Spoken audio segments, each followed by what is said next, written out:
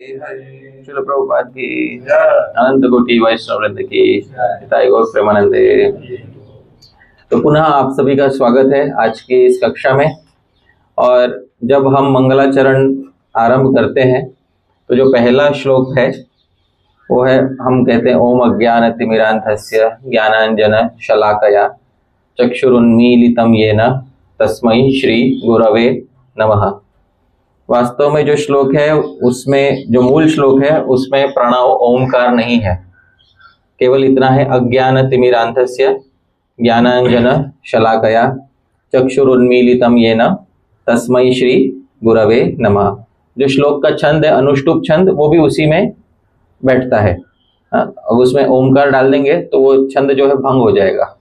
तो हम शुरुआत में प्रणव क्यों डालते हैं? किसी ने एक बार पूछा था कि जब श्लोक तो केवल अज्ञान तिमिरान्धस्य से ही शुरू होना है, क्योंकि आप देखोगे अज्ञान तिमिरान्धस्य 8 अक्षर हो गए अनुष्टुप पे।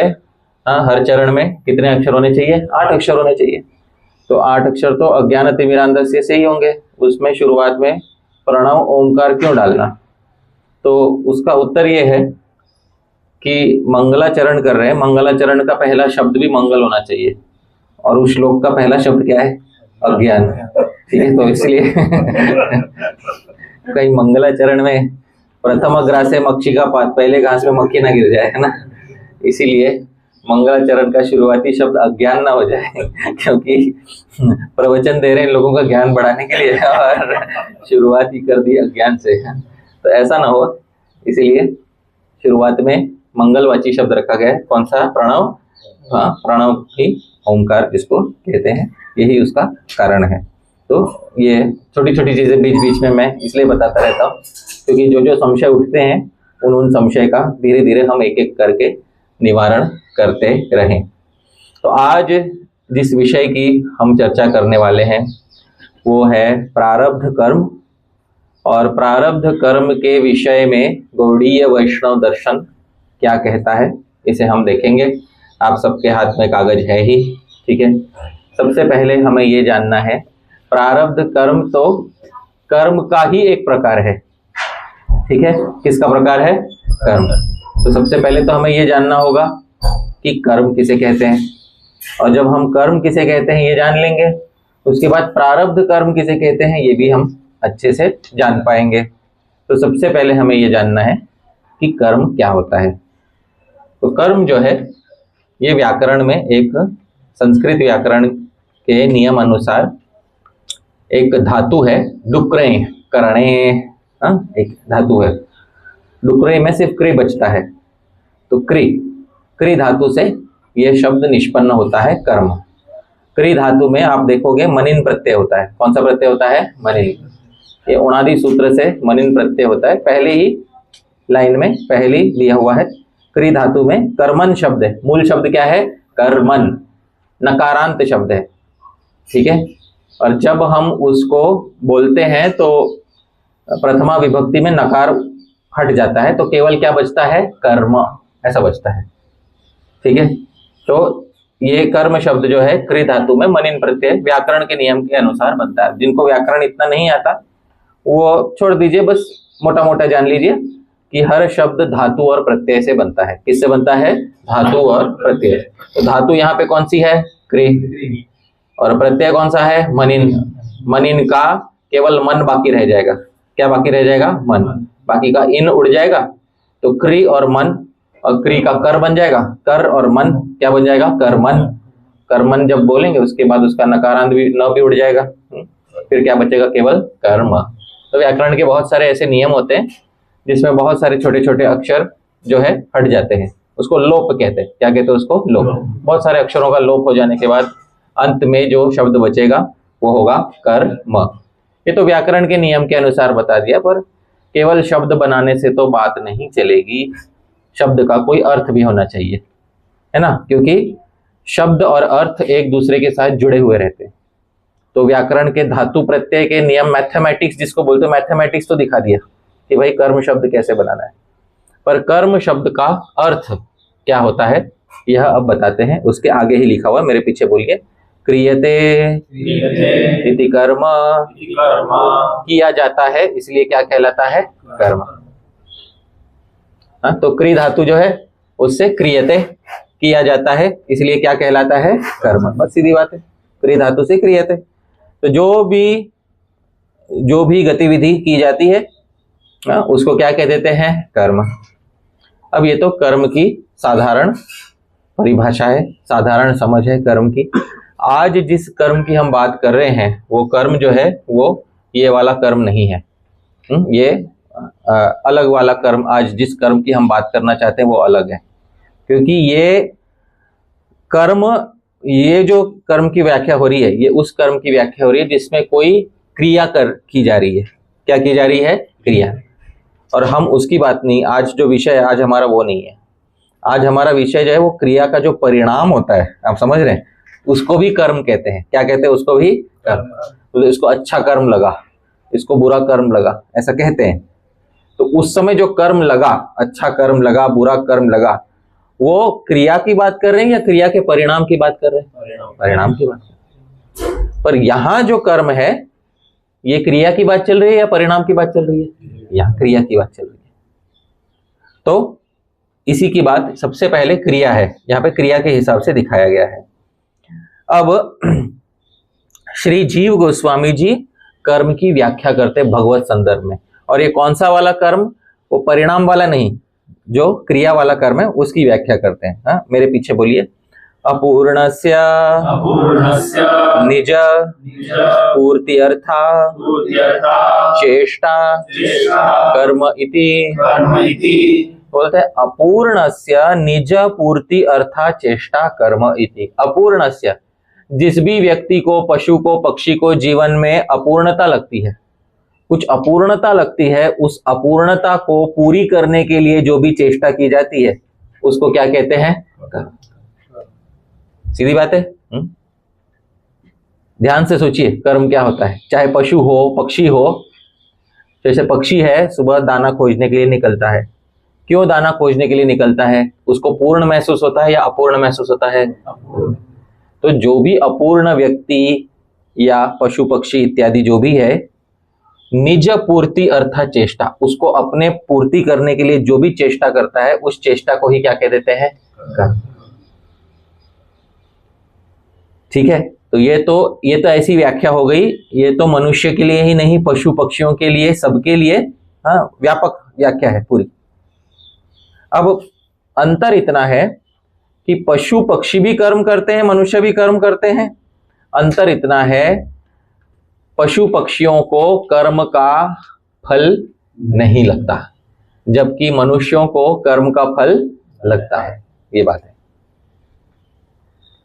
कर्म दोनों करते हैं पर कर्म का फल पशु पक्षियों को नहीं लगता। पशु पक्षी जो कर्म करते हैं उसका नया फल नहीं उपजता, जबकि मनुष्यों के किए हुए का फल उपजता है। इसी को गीता में भगवान ने कहा है 15वें अध्याय में, कर्मानुबंधिनी मनुष्य लोके। कर्म अनुबंधिनी, कर्म के अनु, नए नए बंधन मनुष्य लोक के। कौन से लोक में लगते हैं? मनुष्य लोक में लगते हैं, पशु लोक में नहीं लगते। यदि कोई शेर हो किसी हिरण को खा रहा है तो शेर नया कर्म कर रहा है, सीधी बात है, और वो कर्म हो रहा है हिरण पर। खाने का कर्म किस पे हो रहा है? हिरण पर। तो क्या शेर को दुष्कर्म कर्म का फल लगने वाला है इसका? तो स्वभाव के अनुसार है ना। आप शेर को बोलो कि भाई तू घास खा या तू जैन बन जा, नहीं ऐसे नहीं है कि नहीं? आज तक तो एक भी शेरों में तो एक भी जैन नहीं हुआ। तो इसीलिए पशुओं को उसका फल नहीं लगता, जबकि कर्मानुबंधिनी मनुष्य लोक के, मनुष्यों को उसका फल अवश्यमेव लगता है। अब इसलिए अब हमें दो शब्दों के बीच में भेद करना सीखना होगा। मैं दो शब्द बोलूंगा, मेरे पीछे पीछे बोलिएगा। कर्म, कर्म फल। ये भेद है, आप समझ रहे? कर्म और कर्म फल, ये भेद हमें सीखना होगा। आज जो हमारा मुख्य विषय है वो कर्म से संबंधित है या कर्म फल से संबंधित है? कर्म फल से संबंधित है। कर्म तो वो क्रिया होती है और उसका जो फल लगता है उसको भी क्या कह देते हैं? कर्म ही कह देते हैं, जबकि वास्तव में उसको क्या कहना चाहिए? कर्म फल कहना चाहिए उसको। तो जब कर्म फल कहना चाहिए उसको हम कर्म क्यों कह देते हैं, ये प्रश्न उठता है। तो क्या है, बोलचाल में जैसे भीमसेन को भीम कह देते हैं, सही बात है ना वैसे ही कर्म फल को क्या कह देते हैं? कर्म कह देते हैं। कभी कभी बड़ा बड़ा शब्द बोलने में हमको मुख सुख नहीं होता है, तो इसलिए मुख के सुख के लिए हम कर्म फल को क्या बोल देते हैं? कर्म बोलते थे। इसको बुरा कर्म लगा, बुरा कर्म लगा या बुरा कर्म फल लगा? बुरा कर्म फल लगा। सही बात तो ये है, क्योंकि कर्म तो जो क्रिया होती है उसको कहते हैं, उसका बाद में फल लगेगा परिणामों का। तो ये कर्म और कर्म फल के बीच का भेद हमें करना आना चाहिए। तो जब हम फल की दृष्टि से देखते हैं तो भी उसको कभी कभी कर्म कह देते हैं, किंतु साधारणतः कर्म वो होता है जो अभी नई गतिविधि की जा रही है, उसको कर्म कहते हैं। इतना भेद हमें समझ में आ जाना चाहिए, ठीक है।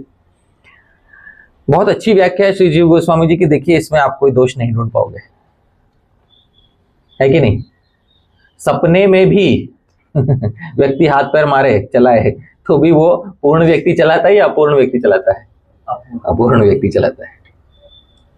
सपने में भी लग रहा है मेरा कुछ नुकसान हो रहा है, तो सामने वाले को एक घूसा मार के मैं ठीक कर दूं सब, है ना।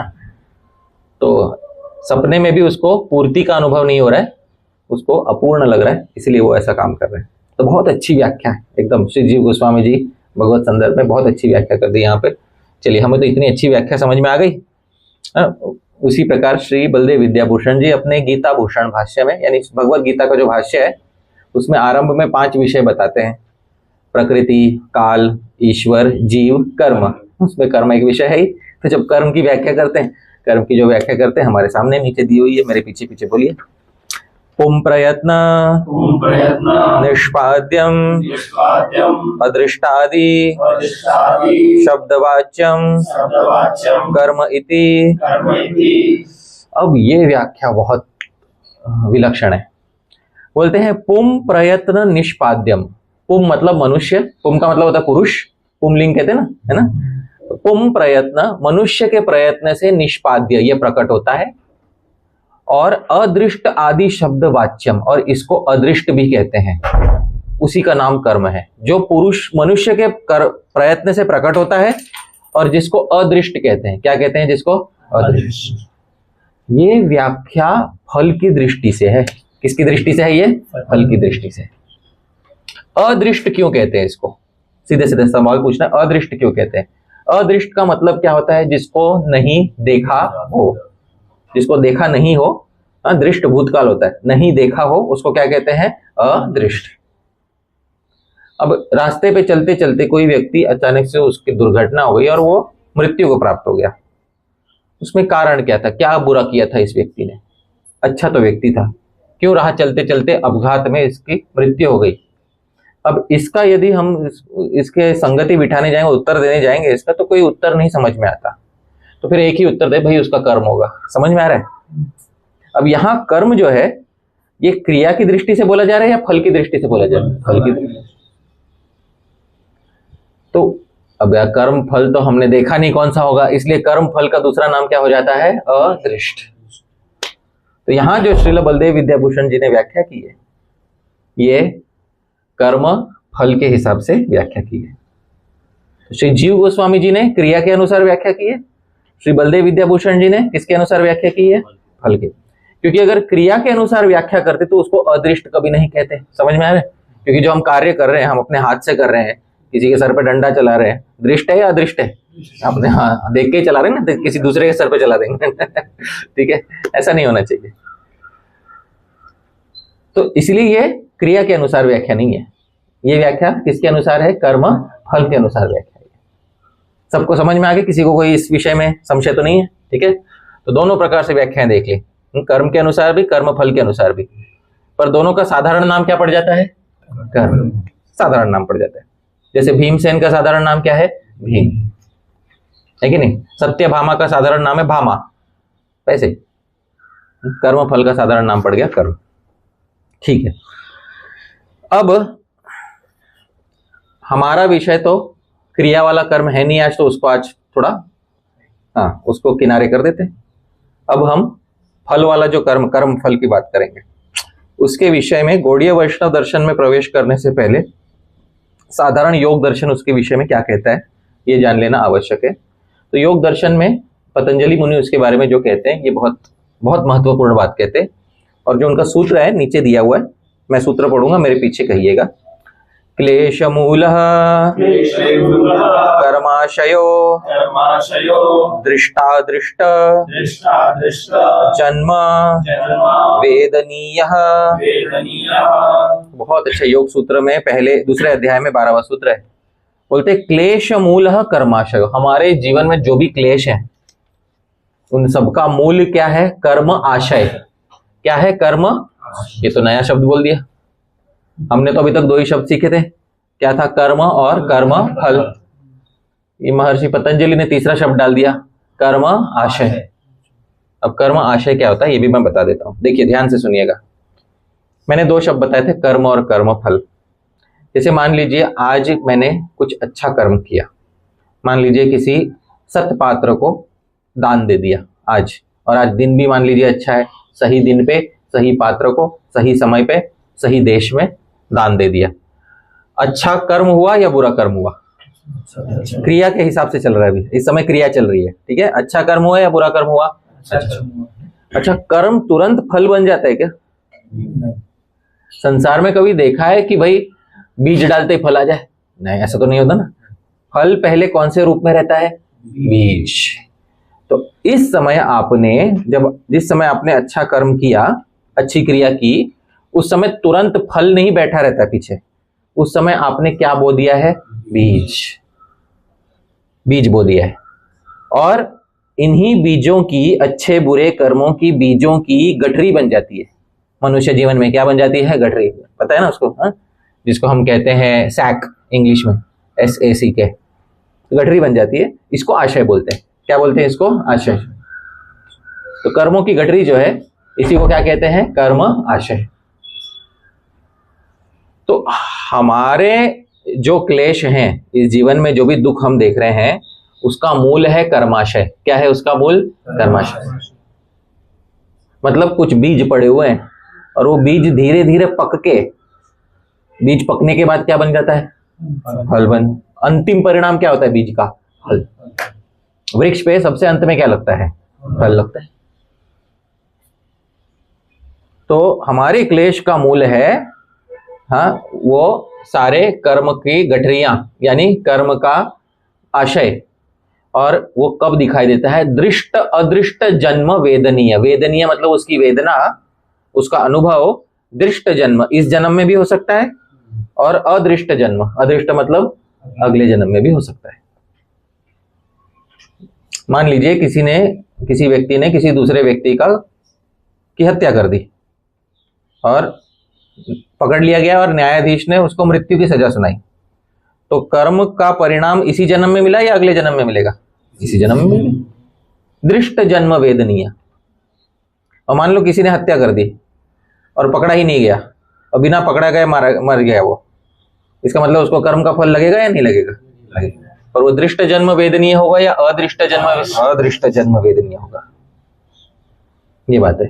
बच के तो कोई नहीं जा पाएगा यहाँ पे, है ना, क्योंकि भगवान सबसे बड़े न्यायाधीश है यहाँ पे। और भगवान जब न्यायाधीश है तो वो पिछले कर्मों को की अपेक्षा रख के ही किसी को अच्छा बुरा फल देते हैं। और ये आजकल मैं थोड़ा इस विषय में भी कहता हूँ, इसी हिसाब से व्यक्ति का जन्म होता है, इसी हिसाब से व्यक्ति की आयु होती है, इसी हिसाब से व्यक्ति को भोग मिलते हैं। 3 चीजें मिलती हैं, जन्म, आयु, भोग। 3 चीजें क्या मिलती हैं? जन्म, आयु, भोग। इसी बात को महर्षि पतंजलि अगले सूत्र में कहते हैं, मेरे पीछे कहिए। सती मूले तद विपाको जाति आयुर भोगाः। सती मूले तद विपाको। जब बीज है और बीज जब पक जाता है, जब बीज पूरा पक जाता है तो अंतिम परिणाम क्या होता है? उसको क्या कहते हैं? उसको फल। तो जब इसी कर्म फल को कहते हैं कर्म विपाक। क्या कहते हैं इसको? कर्म विपाक। कर्म का पूरी तरह से पक जाना। समझ में आ रहा है? कर्म फल का ही दूसरा नाम क्या है? कर्म विपाक, पूरी तरह से पक जाना। और वो कर्म विपाक जो है 3 प्रकार से दिखाई देता है। कौन से 3 प्रकार से दिखाई देता है? पहला है जाति, दूसरा है आयु, तीसरा है भोग। जाति, आयु, भोग, ये 3 प्रकार से दिखाई देता है। सबसे पहली है जाति, और जाति के विषय में मैं बहुत बार कहता हूं, जाति वो है जो कभी नहीं जाती। समझ में आ रहा है? उसको क्या कहते हैं? जाति।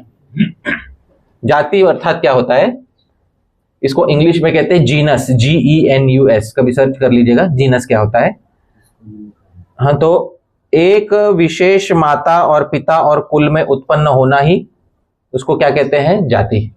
अब आप उत्पन्न हो गए किसी कुल में, किसी विशेष माता से, किसी विशेष पिता से। उत्पन्न होने के बाद, पैदा होने के बाद क्या हम अपनी जाति बदल सकते हैं? नहीं बदल सकते। जब तक शरीर है तब तक जाति नहीं बदली जा सकती। इसलिए जाति वो है जो मरने तक नहीं जाती, इसलिए कहते हैं। ठीक है, तो सबसे पहला है जाति। अब ये जो जाति किसी को मिलती है, ऊंची नीची जाति मिलती है, किसी को कीट पतंगे की जाति मिलती है, किसी को पशु पक्षी की जाति मिलती है, किसी को मनुष्यों में भी निचली जातियां मिलती हैं। निचली जातियां मतलब ऐसे परिवार मिलते हैं जहां पर सत्य को समझने के लिए कोई व्यवस्था ही नहीं है, बचपन से ही थोड़ा अधर्म के मार्ग पे प्रशस्त हो जाता है। तो ये जो है, ये किस कारण से होता है? क्योंकि पिछले कर्म का विपाक हो चुका है। क्या हो चुका है? पिछले कर्म का विपाक। विपाक मतलब क्या होता है? फल, पक जाना, फल रूप में परिवर्तित हो जाना, इसी को क्या कहते हैं? विपाक। तो पुराने कर्म विपाकों के कारण व्यक्ति को एक विशेष जाति मिल जाती है कि नहीं? इसमें भी आर्य जाति में पैदा होना ये सत्कर्मों का फल है। अनार्य जाति में पैदा होना ये जिसके दुष्कर्म अधिक है उसका फल है। ये साधारण नियम ये है। आर्य जाति में जन्म होना सत्कर्मों का फल है, अनार्य जाति में पैदा होना ये थोड़े दुष्कर्मों का फल है। अब केवल जाति पे ही पूरा फल नहीं मिलेगा, दूसरा भी घटक है उसमें। जाति के बाद क्या आया? आयु। देखा जाता है कभी कभी कोई अनार्य भी 100 साल जी जाता है और कोई आर्य भी पेट में ही मर जाता है। समझ में आ रहा है?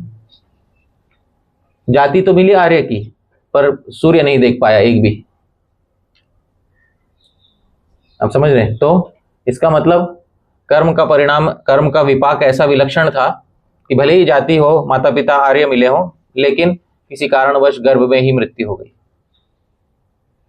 तो आयु भी इसमें घटक होता है, और आयु पहले से निश्चित होती है। ये बात हमें जाननी चाहिए। आयु पहले से निर्धारित होती है। कितने श्वास प्रश्वास हम जीवन में ग्रहण करेंगे ये पहले से ही निर्धारित होता है। इसमें कोई आप घटा बढ़ा नहीं सकते। कोई कभी बोलता है नहीं हम योगाभ्यास से आयु बढ़ा सकते हैं, तो ये योगाभ्यास के उपकरण को ध्यान में रख के ही आपकी आयु निर्धारित की गई, क्योंकि पता है कि आप ये सब साधन लोगे।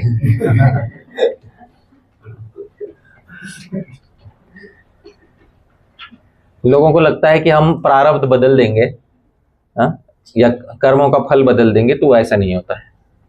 ऐसा कहते हैं कुंभक करके आयु बढ़ा। हाँ, बोलते तो हैं, तो कुंभक करके आयु बढ़ती तो फिर जो सारे पैसे वाले लोग हैं, जो इंडस्ट्रियलिस्ट है, जो 200-200 साल जीना चाहते हैं, वे भी कुंभक करते हैं। बात यह है उनके प्रारब्ध में वो विद्या ही नहीं लिखी है। अब समझ में आ रहा है? विद्या ही नहीं लिखी है जिससे कि आयु बढ़ाई जा सके। महर्षि पतंजलि तो ये भी कहते हैं औषधि से भी आयु बढ़ाई जा सकती है। क्या केवल प्राणायाम से? क्यों, औषधि से भी बढ़ाई जा सकती है आयु। सही बात है कि नहीं? च्यवनप्राश है कि नहीं? हाँ, आज तो नहीं मिलता, लेकिन शास्त्रों में कहते, क्या कहते हैं? च्यवनप्राश। आज जो शक्कर से मिश्रित चीज मिलती है उसको च्यवनप्राश समझने की भूल मत कर लीजिएगा, ठीक है? तो जो च्यवनप्राश है इत्यादि जो औषधियां हैं, इनसे भी तो आयु बढ़ती है, लेकिन ये सब सहायताओं को ध्यान में रख के ही आयु निर्धारित की जाती है। ये बात है, ऐसा है। आयु पहले से निश्चित है, उसमें आप च्यवनप्राश खाओ अथवा ना खाओ, ऐसा है। आप समझ रहे हो? आप खाओगे भी, सही बात है, क्योंकि आपकी बुद्धि वैसी हो जाएगी कि मैं खाऊंगा तो मेरी आयु बढ़ेगी, आपकी बुद्धि हो जाएगी। आप भले ही ये लेक्चर सुन लो, 2 महीने बाद आपकी बुद्धि अलग होगी। हाँ, कि मैं च्यवनप्राश खाऊंगा तो मेरी आयु बढ़ेगी, तो मैं च्यवनप्राश खाता हूँ। तो च्यवनप्राश खाओगे आप और आपको मन में लगेगा हाँ मेरी आयु बढ़ गई है। हाँ? पर वास्तविकता में हो क्या रहा है, महर्षि पतंजलि जो बोल रहे हैं कि कर्म के विपाक के अनुसार आपका कुछ तो निश्चित है। क्या निश्चित है? आपकी आयु निश्चित है। हाँ, ये हो सकता है कि च्यवनप्राश खाने से या न खाने से उस आयु के तीसरे घटक में परिणाम हो जाए। कौन सा तीसरा घटक है? भोग, क्वालिटी ऑफ लाइफ जिसको बोलते हैं ना। हाँ? उसमें कुछ परिणाम अवश्य हो सकता है कि भाई भोग थोड़े ऊपर नीचे हो सकते हैं, लेकिन जाति आयु तो निश्चित होती है। तो तीसरा है भोग। भोग मतलब अच्छे भोग भी और बुरे भोग, दोनों भोग भी यहाँ पर सुनिश्चित कर लिए गए हैं। और इनमें आप कुछ वर्तमान जन्म के कर्मों से कुछ कुछ घटा बढ़ा सकते हो। आप समझ रहे? वर्तमान जन्म के कर्म, उसको क्रियमाण कर्म कहते हैं। कौन से कर्म कहते हैं उसको? ये बाद में मैं बताऊंगा। लेकिन वर्तमान जन्म के कर्मों से आप इसमें कुछ घटा बढ़ा सकते हो। अभी कुछ रहते हैं सिगरेट फूकने वाले भी 100 साल जी जाते हैं। अब देखोगा, हाँ, बीड़ी फूकने वाले थे पहले गांव में, देखा होगा, बीड़ी फूकने वाले थे बहुत 80-90 साल जी जाते थे। कोई चेतावनी नहीं, कुछ नहीं, बिना चेतावनी, पैकेट पे कुछ नहीं लिखा हुआ था। हाँ? बिन चेतावनी के पैकेट में 80 साल जी गया वो। हाँ?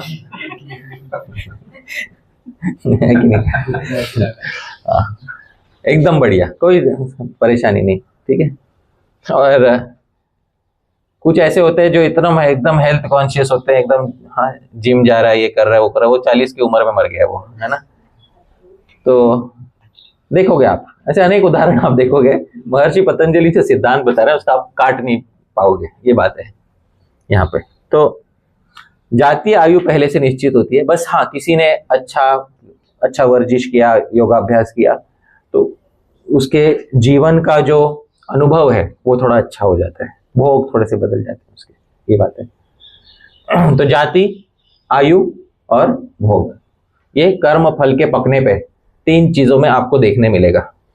इससे निर्धारित, भोग में तो विशेष रूप से निर्धारित होता है कि जीवन में पैसा कितना मिलेगा, धन कितना मिलेगा। कुछ लोग बैठे बैठे खाते हैं, देखा होगा आपने, बैठे बैठे खाते कुछ लोग, है?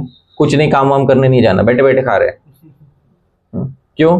क्योंकि बाप दादा ने एकदम महल के महल कोठियां बना रखी हैं, बस उसी से सब चल रहा है। आप समझ आया? हाँ?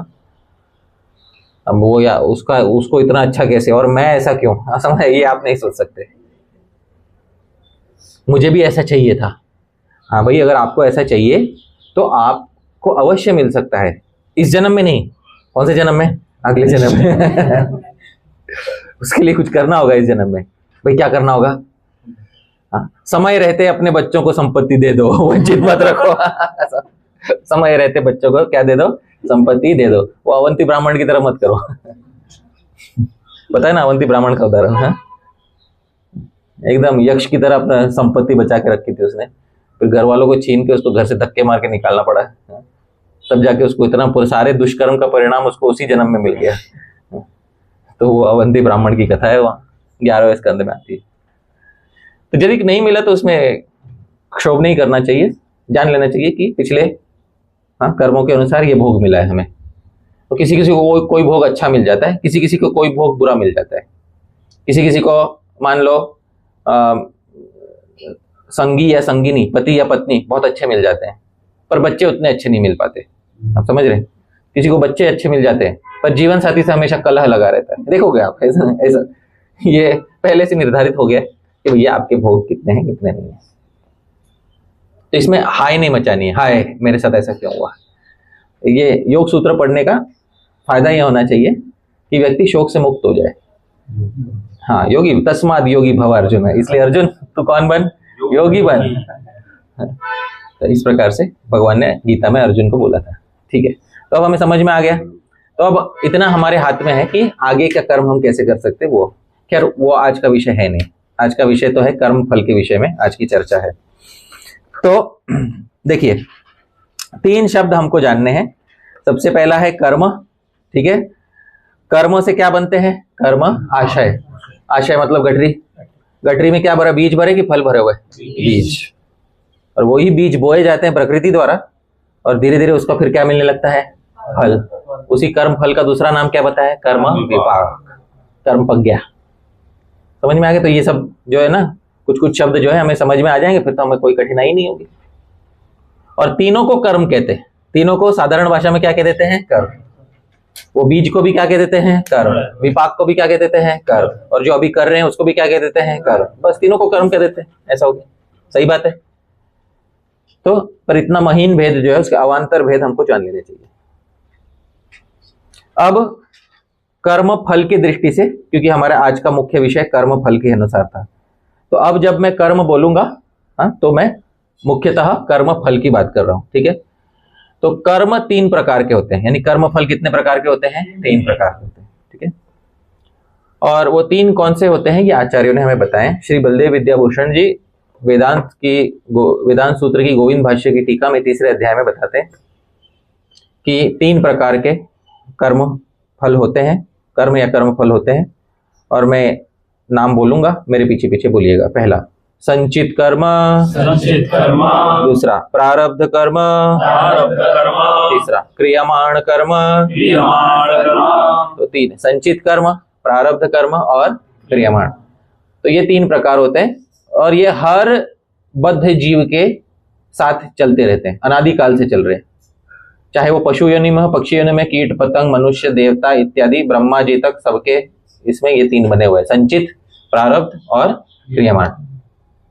अब इसमें संचित और प्रारब्ध तो सबके लिए है, क्रियमाण केवल मनुष्य के लिए है। पहले मैं बता देता हूं क्या है संचित और प्रारब्ध। संचित का मतलब है जो संचय करके रखा हुआ है। संचय मतलब स्टोर करना। हा? तो बीज रूप में अनगिनत कर्म जो है संचित करके रखे हुए हैं हर जीवात्मा के। उसका फल अभी नहीं मिल रहा है। ठीक है? उसका फल अभी नहीं मिल रहा है, उसका फल बाद में मिलेगा, क्योंकि अभी वो कौन सी अवस्था में है? बीज अवस्था। इसलिए उसको कौन सा कर्म कहते हैं? संचित। जब आप गोदाम में रखते हो, फल रखते हो या बीज रखते हो? बीज रखते हो। सही बात है। गोदाम में क्या रखा जाता है? बीज रखा जाता है। तो वो संचित कर्म कहते हैं उसको। क्या कहते हैं उसको? संचित। तो वैसे ही प्रकृति ने हर जीवात्मा के लिए एक गोदाम बना रखा है, और उस गोदाम में अनादि काल से जो कर्म किए हैं उसने, उन सब कर्मों का संचय करके रखा गया है। इसलिए उन कर्मों को कौन सा कर्म कहते हैं? संचित। अच्छा, ये कर्म वो जीवात्मा ने कब किए थे? क्योंकि मैंने तो बोला था पशु योनि में नया कर्म नहीं लगता, पक्षी की योनि में नया कर्म नहीं लगता। तो ये जीवात्मा को इतने सारे कर्म लग कैसे गए? क्योंकि हर जीवात्मा के अनगिनत कौन से जन्म हो गए हैं? मनुष्य जन्म हो गए। और उन मनुष्य जन्मों में उन्होंने अनगिनत कर्म कर लिए हैं, जिनका बीज संचित होकर बैठा है। क्या होकर बैठा है? संचित होकर बैठा है। ये बात है। तो ये इस कर्म को कौन सा कर्म कहते हैं? संचित कर्म। अब जब अगला जन्म मिलने वाला होता है, समझ लीजिए अभी अगला जन्म शुरू हो गया। अगला जन्म कब शुरू होता है? माता के गर्भ में आने से या माता के गर्भ में प्रविष्ट होने पर? कब अगला जन्म शुरू होता है? प्रविष्ट होने पर। जैसे ही माता के गर्भ में प्रविष्ट होते हैं, वैसे ही अगला नया जन्म शुरू हो जाता है। तो जैसे ही नया जन्म शुरू हुआ, उस नए जन्म को शुरू करने के लिए उस संचित में से कुछ कुछ को पकाया गया। समझ में आ रहा है? उसमें से कुछ बीज लेके पकाए गए। अब जब कुछ बीज लेके पकाए गए तो उसका अंत में फल बना, और वही फल सबसे पहले जाति के रूप में मिला। कौन से रूप में मिला? जाति। माता के गर्भ में प्रवेश करते ही पहले क्या निश्चित हो गई? जाति निश्चित हो गई। सही बात है ना? लॉजिकल एकदम।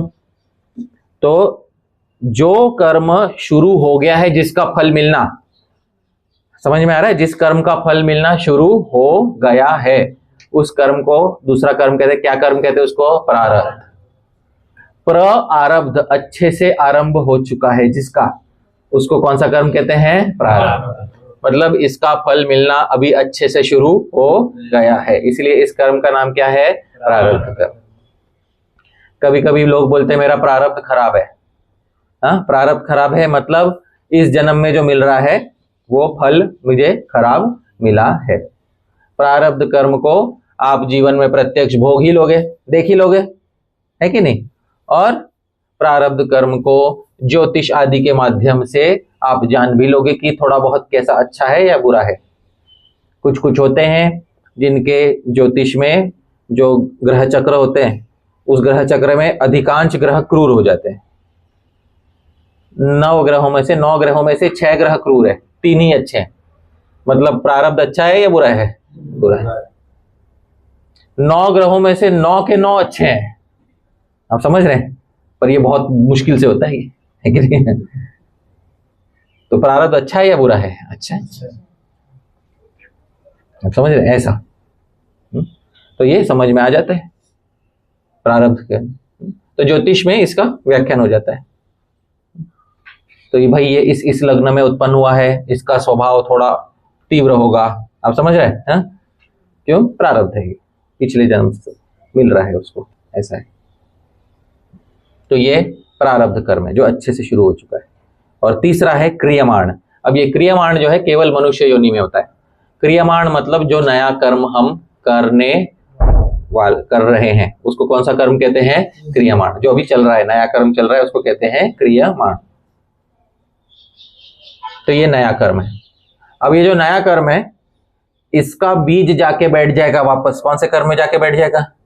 संचित में जाएगा। अब समझ रहे? पहला कौन सा था? संचित। तो जो नया कर्म कर रहे हो, नए कर्म का क्या बनने वाला है? बीज। नए कर्म का बीज बो दिया। बीज कहाँ पे जाके बोया जाएगा? किस में जाके बैठेगा? वह संचित। कुछ कुछ कर्म इतने फटाफट उग जाते हैं कि उसका बीज बहुत जल्दी फलित होकर प्रारब्ध में बैठ जाता है। समझ में आ रहा है? तो इसी जन्म के कर्म का फल इसी जन्म में मिल जाता है, मतलब एकदम फटाफट फलित हो गया। तो जो नया क्रियमाण कर रहे हो उसका किसी किसी का परिणाम अगले जन्मों में मिलेगा, किसी किसी का परिणाम इसी जन्म में मिलेगा।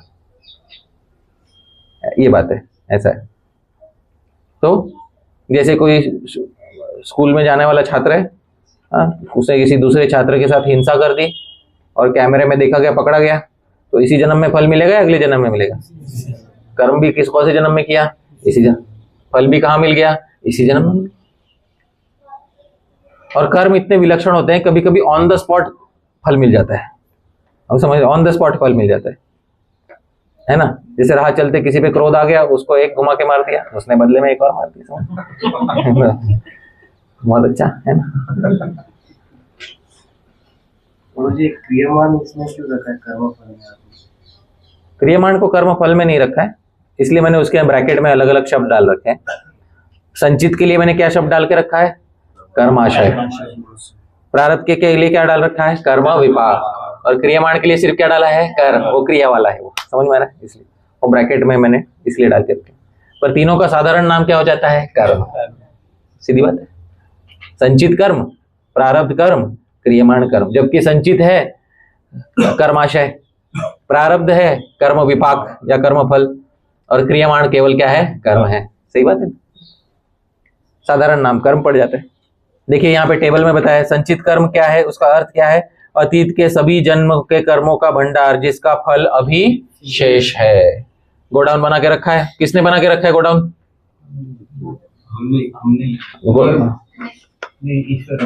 प्रकृति। किसने बना के रखा है? प्रकृति। ठीक है, भगवान पे दोष नहीं डालना है। किस पे दोष आएगा इसका? प्रकृति। इसका उदाहरण है गोदाम में संग्रहित अनाज के बीज। ठीक है। दूसरा कौन सा कर्म है? प्रारब्ध। अब ये संचित कर्म का वो अंश है जो वर्तमान जीवन में क्या दे रहा है? फल दे रहा है। इसका ये फलित हो गया। ये इसकी तुलना कैसे कि वो गोडाउन में से थोड़े से बीज लिए और बो दिए जो अभी फसल दे रहे हैं। समझ में आ रहा है? ये। और तीसरा कौन सा कर्म है? क्रियमाण। तो वर्तमान में किए जा रहे नए कर्म, जैसे नए बीज। अब नए बीज गोडाउन में रख दो, हाँ, या तो नए बीज खेत में बो दो सीधा। समझ में आ रहा है? तो दोनों काम कर सकते हो आप। तो ये 3 प्रकार। कुछ लोग बोलते हैं एक और चौथा प्रकार का कर्म होता है आगामी। कौन सा कर्म होता है? आगामी। आगे के मनुष्य जन्मों में आप क्या करोगे। पर ये शास्त्र मान्य नहीं करता, क्योंकि अगर आगे के कर्म भी फिक्स हो गए फिर तो हमारी स्वतंत्रता ही नष्ट हो गई। सही बात है ना? आगे के कर्मों को करने की स्वतंत्रता रहे, या कर्म करते करते कर्म बदलने की स्वतंत्रता रहे, इसीलिए आगामी नाम का कोई कर्म नहीं होता है। केवल 3 ही प्रकार के कर्म होते हैं, संचित, प्रारब्ध, क्रियमाण। क्रियमाण में भी बीच बीच में क्रियमाण करते करते आप रास्ता बदल सकते हो। चोर है, चोरी करने गया, दरवाजा तोड़ दिया, ताला तोड़ दिया, तिजोरी तोड़ दिया, फिर मन में धर्म जाग गया, अरे चोरी करना बुरा काम है ना?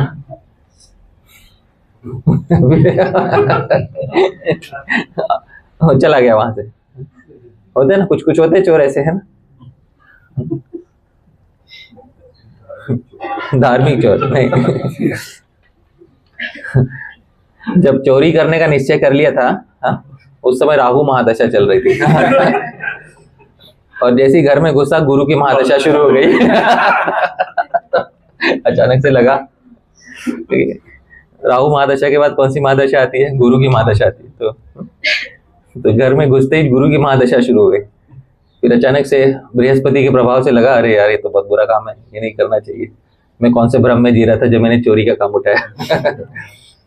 तो रास्ते में ही क्रियमाण कर्म भी बीच में आप बदल सकते हो। सही बात है कि नहीं? इतनी सुविधा दी गई है प्रकृति के द्वारा। यश प्राप्त होगा कि नहीं, वो भी कर्म के ऊपर है। हाँ, यश भी कर्मों के ऊपर है। कुछ लोग होते हैं, चोरी करने में। हाँ हाँ हाँ, मुझे लगा संसार का यश। हाँ, चोरी करने में भी सफलता होगी असफलता होगी, ये भी हाँ आपके प्रारब्ध के अनुसार आपको मिलेगा। कुछ लोग होते हैं चोरी करते वक्त नहीं पकड़े जाते, फिर ग्लानि होती है, अरे वापस रख देता हूँ, वापस रखते वक्त पकड़े जाते हैं। कुछ होते हैं ऐसे, कुछ सूरमा लोग ऐसे होते हैं जो चोरी का माल वापस रखते हुए पकड़े जाते हैं। ठीक है, तो ये समझ में आ गया हमको। साधारण नियम यह है कि इन तीन कर्मों में से एक कर्म सबसे अधिक प्रबल होता है, वो होता है प्रारब्ध। कौन सा कर्म सबसे प्रबल होता है? प्रारब्ध। बदला नहीं जाता। और प्रारब्ध का पहला लक्षण मैंने बताया, 3 लक्षण महर्षि पतंजलि ने बताए थे। पहला लक्षण क्या बताया था प्रारब्ध का? जाति। अगर साहस है तो ये बदल कर दिखा दो, तब मानेगा कि बाप ने प्रारब्ध के साथ छेड़छाड़ की। जाति बदल सकते हैं? नहीं। गैजेट में जाके नाम तो बदल सकते हैं, सरनेम बदल दिया, मुझे अपना सरनेम नहीं पसंद, आज से। कोर्ट में जाके बोल सकते हैं, आज से मैं अपने माँ बाप को त्यागता हूँ। उससे क्या जाति बदल जाए? नहीं, उससे जाति नहीं बदलती, है ना। वर्णाश्रम से मतलब अपने कर्म के हिसाब से जाति बदलती है। हाँ हाँ, मैं तो अभी साधारण नियम बता रहा हूँ, भक्ति का थोड़ी बात कर रहे हैं, है कि नहीं? हाँ, अभी तो साधारण नियम बता रहे हैं। प्रारब्ध नहीं बदला जाता, साधारण नियम ये है। उसको पुराणों में, शिव महापुराण में एक बहुत अच्छा श्लोक है इसके विषय में, नीचे मेरे पीछे बोलिएगा। कृत कर्म क्षयो नास्ति कल्पकोटि शतैरपि अवश्यमेव भोक्तव्यम् कृतं कर्म शुभाशुभम्। कृत कर्म क्षयो नास्ति, किए हुए कर्म कभी खत्म नहीं होते, उसका क्षय नहीं होता। हाँ, कल्प कोटि शतैरपि, करोड़ों हजारों कल्प बीत जाए, ब्रह्मा के दिन बीत जाए, फिर भी किए हुए कर्म का विनाश बिना भोग के नहीं होता। किसके नहीं होता? बिना भोग के नहीं होता। इसलिए अवश्यमेव भोक्तव्यम, डेफिनेटली भोगना है। कृतम कर्म, जो कर दिया कर्म, शुभाशुभम, शुभ या अशुभ कर, अवश्य भोगना है, निश्चित रूप से भोगना है। आज लगता है दो पैसे की चोरी करूंगा बच जाऊंगा, 10 दिशाओं के देवता देख रहे हैं, आप समझ में? 10 दिशाओं के देवता देखते हैं ये काम क्या, कौन सा काम कर रहा है, क्या चोरी का काम कर रहा है, को सब दिखाई देता है उनको। तो अवश्यमेव भोक्तव्यम कृतम कर्म शुभाशुभम, अवश्य भोगना है शुभ और अशुभ कर्म को, ये बात है। अब अगर किसी को बता दिया जाए कि तुझे इसी जन्म में भोगना है, समझ में आ रहा है? इसी जन्म में भोगना है, तो क्या कोई व्यक्ति दुष्कर्म करेगा? सोचिए, किसी को अगर बोला जाए आज तू चोरी कर ले, प्रकृति तुझे इसी जन्म में 10 गुना छीनेगी तुझसे, तो क्या कोई चोरी का पेशा लेगा? नहीं। चोरी का पेशा कोई इसलिए लेता है क्योंकि कर्म का फल दृष्ट जन्म में नहीं आता, अदृष्ट जन्म में आने वाला है ना। वही महर्षि पतंजलि ने बोला था, दृष्ट अदृष्ट जन्म वेदनीय। अरे अदृष्ट किसने देखा है ना? सोचना क्या, जो भी होगा देखा जाएगा, है ना। बाद में जब भोगने का मौका आएगा, तब भगवान की राह तकेंगे, है ना। हाँ, तब सारे उपाय करके देखेंगे।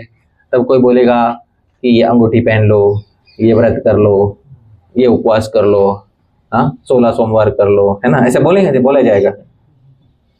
पर अवश्यमेव भोक्तव्यम कृतम कर्म शुभाशुभम, जो प्रारब्ध में लिखा है वो तो निश्चित भोगना है।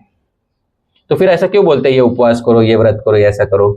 क्योंकि इतिहास में किसी एक व्यक्ति को वो उपवास करने से, वो व्रत करने से उसका फल मिला था। कदाचित वो देवता यदि प्रसन्न हो जाए या भगवान प्रसन्न हो जाए, कदाचित, तो आपको भी वो फल मिलेगा। हाँ, आपको मिल सकता है कि नहीं? हाँ? तो मजबूरी का नाम महात्मा गांधी, समझ में आ रहा है? हाँ, ये आप कर मान लो कर लिया और नहीं फल मिला, तो भी देवता को दोष नहीं दे सकते, क्योंकि जो आपको फल मिला वो किसके अनुसार मिला था? आपके कर्म, हाँ, प्रारब्ध कर्म के अनुसार मिला था। वो देवता की यदि इच्छा होती तो बोलता हाँ ठीक है, चलो ठीक है, इसके लिए इसका कट कर देते हैं, ठीक है। जैसे एक उदाहरण देता हूं कि एक राज्य में अकाल पड़ा और बहुत भारी अकाल पड़ा, और इतना भारी अकाल पड़ा किसानों के पास कुछ है ही नहीं। तो किसान, पहला एक किसान गया राजा के पास, बोला इतना अकाल है, मेरे पास कुछ धान्य नहीं है खाने के लिए। तो उस दिन राजा का मन अच्छा था, राजा ने बोले ठीक है भाई मंत्री, इसकी जरा इस वर्ष के खाने पीने की व्यवस्था कर दो, इतना धान्य दे दो इसको। उतना धान्य दे दिया। ये बात सुन के दूसरे किसान भी आए, महाराज हमको भी चाहिए। तो राजा क्या बोलेगा? राजा बोलेगा सब कुछ तुमको दे दूंगा तो मैं खाऊंगा क्या? समझ में आ रहा है? तो बोले ये तो अन्याय हुआ, पहले किसान को तो आपने दे दिया, बाकियों को आपने नहीं दिया। तो राजा बोलेगा ऐसा तो मैं कर सकता हूं, क्योंकि मैं कौन हूं? राजा। सही बात है। तो इसीलिए तो जब देवता भी कुछ हेर फेर करते हैं किसी के प्रारब्ध में, तो उनको भी कुछ छोटा कीमत चुकानी पड़ती है, और वो भी हर किसी के लिए कीमत चुकाएंगे नहीं, है ना? क्योंकि वो कुछ लोग रहते ना, 51 रुपए का नारियल चढ़ा के एग्जाम में पास हो जाऊंगा, ऐसे लोग रहते पढ़ाई तो किया नहीं 51 रुपए का नारियल खरीद लिया और भगवान के पास जाके बोले भगवान मैं पास हो जाऊं, इसके लिए मैं आपको 51 रुपए का, पूरे 51 रुपए का नारियल चढ़ा रहा हूं, भगवान याद रखना है कि नहीं? तो ऐसा नहीं हो सकता। तो वो सामने वाले की, देने वाले की इच्छा पे होता है। हाँ? आप जब किसी अधिकारी के पास जा रहे हो, बड़े सरकारी अधिकारी के पास, एक मिठाई का डब्बा लेके जा रहे हो, अब समझ में आ रहा है आपको? हाँ, और वो सरकारी अधिकारी को मिठाई का डब्बा देके बोल रहे हो मेरा काम हो जाना चाहिए, थोड़ा इलीगल काम है लेकिन हो जाना चाहिए। और वो सरकारी अधिकारी मिठाई का डब्बा तो दबा के बैठ जाए, पूरा खा भी जाए, और आपका काम भी ना हो, आप समझ रहे हो? आप कुछ कर सकते हो? नहीं कर सकते। ये बात है। वो भेंट थी, वो क्या थी? वो भेंट। भेंट को भेंट की तरह रखो, आप समझ रहे हैं? तो प्रभु जी जो क्रियामान जो अभी जो उपवास किया तो वो निष्फल हो गया मतलब? निष्फल किसी किसी के इसमें फलित होता है, किसी किसी में निष्फल हो जाता है। आप समझ रहे हैं क्यों? क्योंकि तुम्हारा कर्म इतना बलवान था और देवता राजी नहीं हुए तुम्हारे कर्म के साथ छेड़छाड़ करने को, इसलिए तुम्हारा किया हुआ व्रत और उपवास भी क्या हो गया? निष्फल। कदाचित कभी उपवास फल करते भी है, उसमें कुछ न्यूनता आ जाती है, कुछ कमी आ जाती है उपवास करने में। उपवास करने के लिए बैठा, पूरा दिन भर नहीं कर पाए, शाम को ये थोड़ा थोड़ा खा लेता है, चलता है। समझ में आ रहा है? चलता है तो देवता बोलते तुम भी चलो, चलता है, उसमें क्या है? ऐसा होता है हर काम का फल, कुछ ना कुछ फल तो हाँ, फल तो लगता है। अब आपने उसके लिए एक स्पेसिफिक कर्म को काटने के लिए कुछ किया था, आप समझ रहे हो? अब उसका फल मिले या ना मिले, जितना आपने देवता को प्रार्थना की उतनी थोड़ी सुकृति आपको मिल जाएगी, बस, उससे ज्यादा कुछ नहीं। पुराना जो है अवश्य में वो भोक्तव्य, आप समझ रहे हैं? क्योंकि इससे समझ में आता है कि क्यों अनुष्ठान आदि करने पर भी कुछ कुछ अनुष्ठान सफल क्यों नहीं होते हैं। अनुष्ठान तो करने चाहिए, पर अनुष्ठान करने मात्र से ही आपको फल मिल जाएगा ऐसा नहीं है, कि नहीं? ऐसा है। तो ये हमें समझ में आ जाना चाहिए। वो देवता की इच्छा पे होता है, आपके कर्मों के साथ हेर फेर करना है अथवा नहीं करना है, ये ऐसा है। और हरि नाम के विषय में भी यही बात है। बोलते हैं हरि नाम करने, एक हरि के नाम से सारे पाप कट जाते हैं, ठीक है? अब आप लोग एक बार बोलिए हरि बोल, तो आपके सारे पाप कट गए, है ना? प्रारब्ध अपरारब्ध सब कट गया, फिर तो आप अभी मुक्त हो जाने चाहिए। कितने हाथ दिखाई दे रहे हैं? 2 ही दिखाई दे रहे हैं। कुछ तो ठीक नहीं चल रहा है कि नहीं? तो क्या हरिनाम में भी वो स्वतंत्रता होती है? हरिनाम भी देव है ना, भगवान है, भगवान से अभिन्न है। तो हरिनाम में भी स्वतंत्रता होती है, किसी व्यक्ति को वो फल दे अथवा ना दे। पूर्णः शुद्धो नित्य मुक्तो, पूर्ण है, शुद्ध है और नित्य मुक्त है अपने निर्णय लेने में। इसलिए किसी किसी को हरिनाम करने पे भी फल मिलता है, किसी किसी को हरिनाम करने पे फल नहीं मिलता। बहु जन्म करे यदि श्रवण कीर्तन, तबु तना पाए कृष्ण पदे प्रेम धन। देखो हरिनाम करने पे भी फल नहीं मिला। क्यों नहीं मिला? इच्छा नहीं थी हरिनाम की, नहीं दिया, फिर तो हम करेंगे ही नहीं। ऐसा नहीं कर सकते आप समझ रहे हो? आशा बंद है आपको, हाँ भाई आशा है हरिनाम फल देंगे, भगवान का प्रेम देंगे, इसके लिए हरिनाम सतत करते रहना चाहिए, ये बात है। ठीक है, हाँ उसका स्वतंत्रता है, मतलब फल तो देना ही चाहिए ना, जो हरिनाम देता है वो फल देना ही चाहिए हरिनाम, ये तो धमकी वाली बात हो गई हरिनाम फल तो देना ही पड़ेगा फल नहीं मिलता है, मिलता है ना, मैं तो चैतन्य चरितामृत का श्लोक बता रहा हूँ ना कि नहीं मिलता। बहु जन्म, रोज सुबह तो 10 अपराध पढ़ते उसके पहले ये बोलते ना, बहु जन्म करी यदि श्रवण कीर्तन, तबु ताना पाए कृष्ण पदे प्रेम धन। बहुत जन्म श्रवण कीर्तन करने पे भी जो श्रवण कीर्तन का मुख्य फल होता है भगवान का प्रेम, वो कभी कभी प्राप्त नहीं होता। क्यों? क्योंकि कभी कभी व्यक्ति अपराधों से घिरा होता है, बहुत बार व्यक्ति, हाँ, उसका हरिनाम के प्रति जो उसका दृष्टिकोण होता है, दृष्टिकोण जिसको उर्दू में रवैया कहते हैं, वही ठीक नहीं होता, एटीट्यूड ठीक नहीं होता उसका, उसकी वजह से उसको फल की प्राप्ति नहीं होती, कुछ अन्य फल मिल सकता है उसको। ऐसा भी होता है कभी कभी, ऐसा है। हम बाधित नहीं कर सकते हरिनाम को कि भाई आप फल दो ही हमें, तो बाधित नहीं कर सकते आप, वो कॉन्ट्रैक्ट नहीं है हमारा हरिनाम के साथ। ये कृपा का काम है, खड़े रहो, लाइन में खड़े रहो, ठीक है, हाँ, समय आएगा तो बुला लेंगे, ठीक है। जो जितने आर्त स्वर से करेगा उसके प्रति उतना विशेष ध्यान दिया जाएगा, ऐसा है यहाँ पर, ठीक है। बाधित नहीं कर सकते माता जी, नहीं तो फिर हम एक फॉर्मूला बना लेते हैं कि 16 माला करो इतने साल तक और फिर आपको निश्चित प्रेम की अनुभूति होगी। आप मुझे बताइए माता जी, कितने साल तक 16 माला करने के बाद आप गारंटी दोगे कि भगवान का प्रेम मिलेगा? नहीं, आप ही गारंटी नहीं दे रहे हैं। हाँ, हरिनाम कहाँ से गया? सही बात है। जैसे शास्त्र में जो फल देते हैं कि ये एकादशी का उपवास करने से या ये व्रत करने से आपको ये निश्चित मिलेगा, ऐसे सही बात है, सही बात है। तो उसमें शास्त्र एक्चुअली गारंटी देता है, हाँ जी, तो उसको कैसे लेना चाहिए? हाँ, बहुत अच्छी बात है। तो शास्त्र में कभी कभी ऐसा होगा ये एकादशी करने से चक्रवर्ती सम्राट करने का पद होने का पद मिल जाएगा, ये मिल जाएगा। तो श्री रूप गोस्वामी बोलते हैं, शास्त्रों में जब ऐसी ऐसी बातें कहते हैं तो श्री रूप गोस्वामी बोलते हैं, केशांचित क्वचितंगानाम यत् क्षुद्रम श्रूयते फलम बहिर्मुख प्रवृत्त्या एतत् किंतु मुख्यम फलम रतिः। तो ये भक्ति रसामृत सिंधु में एक श्लोक केवल आपकी इस प्रश्न के लिए लिखा है रूप गोस्वामी जी ने कि केशांचित क्वचित अंगानाम, कभी कभी एकादशी जैसे कुछ अंग है, यत् क्षुद्रम श्रूयते फलम, बहुत छोटा तुच्छ फल सुना जाता है। तुच्छ फल मतलब क्या? चक्रवर्ती सम्राट बन जाएगा या देवता बन जाएगा। श्री रूप गोस्वामी इसको कौन सा फल बोलते हैं? क्षुद्रम, मतलब बहुत तुच्छ फल है ये। क्यों? क्योंकि आपको भौतिक संसार में लगाने वाला फल है। भौतिक संसार में लगे रहोगे तो आगे जाके सुख होने वाला है कि दुख होने वाला है? मतलब आप कौन से अपने ही दुख के कागज पे साइन कर रहे हो? ये एकादशी करने से तुम्हें चक्रवर्ती सम्राट बनने का फल मिलेगा, वाह, मैंने सब, हाँ मैं स्वीकार करता हूँ। तो अपने ही दुख के वारंट पे खुद ही साइन कर रहे हैं ना हमको, लेना ही पड़ेगा, क्योंकि जब तक राजा नहीं बनोगे तब तक सुख, आप समझ रहे, तब तक वो व्रत पूरा कैसे होगा, है ना। तो अपने ही दुख के इस वारंट पे आप साइन कर रहे हो। तो रूप गोस्वामी बोलते क्षुद्रम श्रूयते फलम, ये तो फल कौन सा है? क्षुद्र है। पर ये ऐसा फल बोलते ही क्यों है? समझ में आ रहा है क्यों बोला गया ऐसा? बहिर्मुख प्रवृत्त्या एतत्, ताकि जो बहिर्मुख लोग हैं जिनकी भक्ति में प्रवृत्ति नहीं है, ये सब सुन के उनकी प्रवृत्ति हो जाए। मार्केटिंग, हाँ। किंतु मुख्यम फलम रति, पर उसका मुख्य फल क्या है? रति, भगवान का प्रेम है, और उसकी गारंटी कोई भक्ति का अंग नहीं देगा। ये बात है। तो ये क्या है ना, ये ऐसा होता है जैसे माता पिता बोलते हैं ना कि 10वीं में अच्छे नंबर ले आया तो जी सुखी हो जाएगा, है ना। तो मैं ले आया, फिर तब से माता पिता बोलने लगे 12वीं में ले आ तब सुखी हो जाएगा, तो मैं 12वीं में भी ले आया।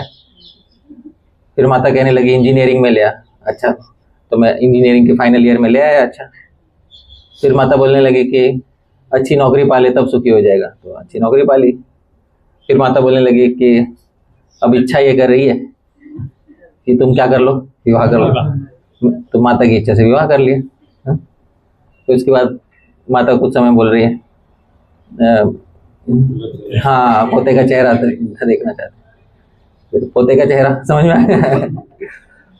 फिर कुछ वर्षों बाद जब पुत्र हमारी बात नहीं सुन रहा है तो माता बोले क्या फायदा तेरे इतनी पढ़ाई का, तेरा बेटा है तेरी बात नहीं सुनता, समझ में है ना। तो तुमने जो इतना बताया था कि तो 10वीं में अच्छे मार्क लिया था तू सुखी हो जाएगा, तू 12वीं में अच्छे मार्क लिया सुखी हो जाएगा, वो सब क्या था परम गति प्रभु, क्या था वो सब? लड्डू था। जीवन के नेक्स्ट स्टेज में जाने हाँ बहिर्मुख प्रवृत्तियां है, ये समझ में आ रहा है। तो ऐसी बात है।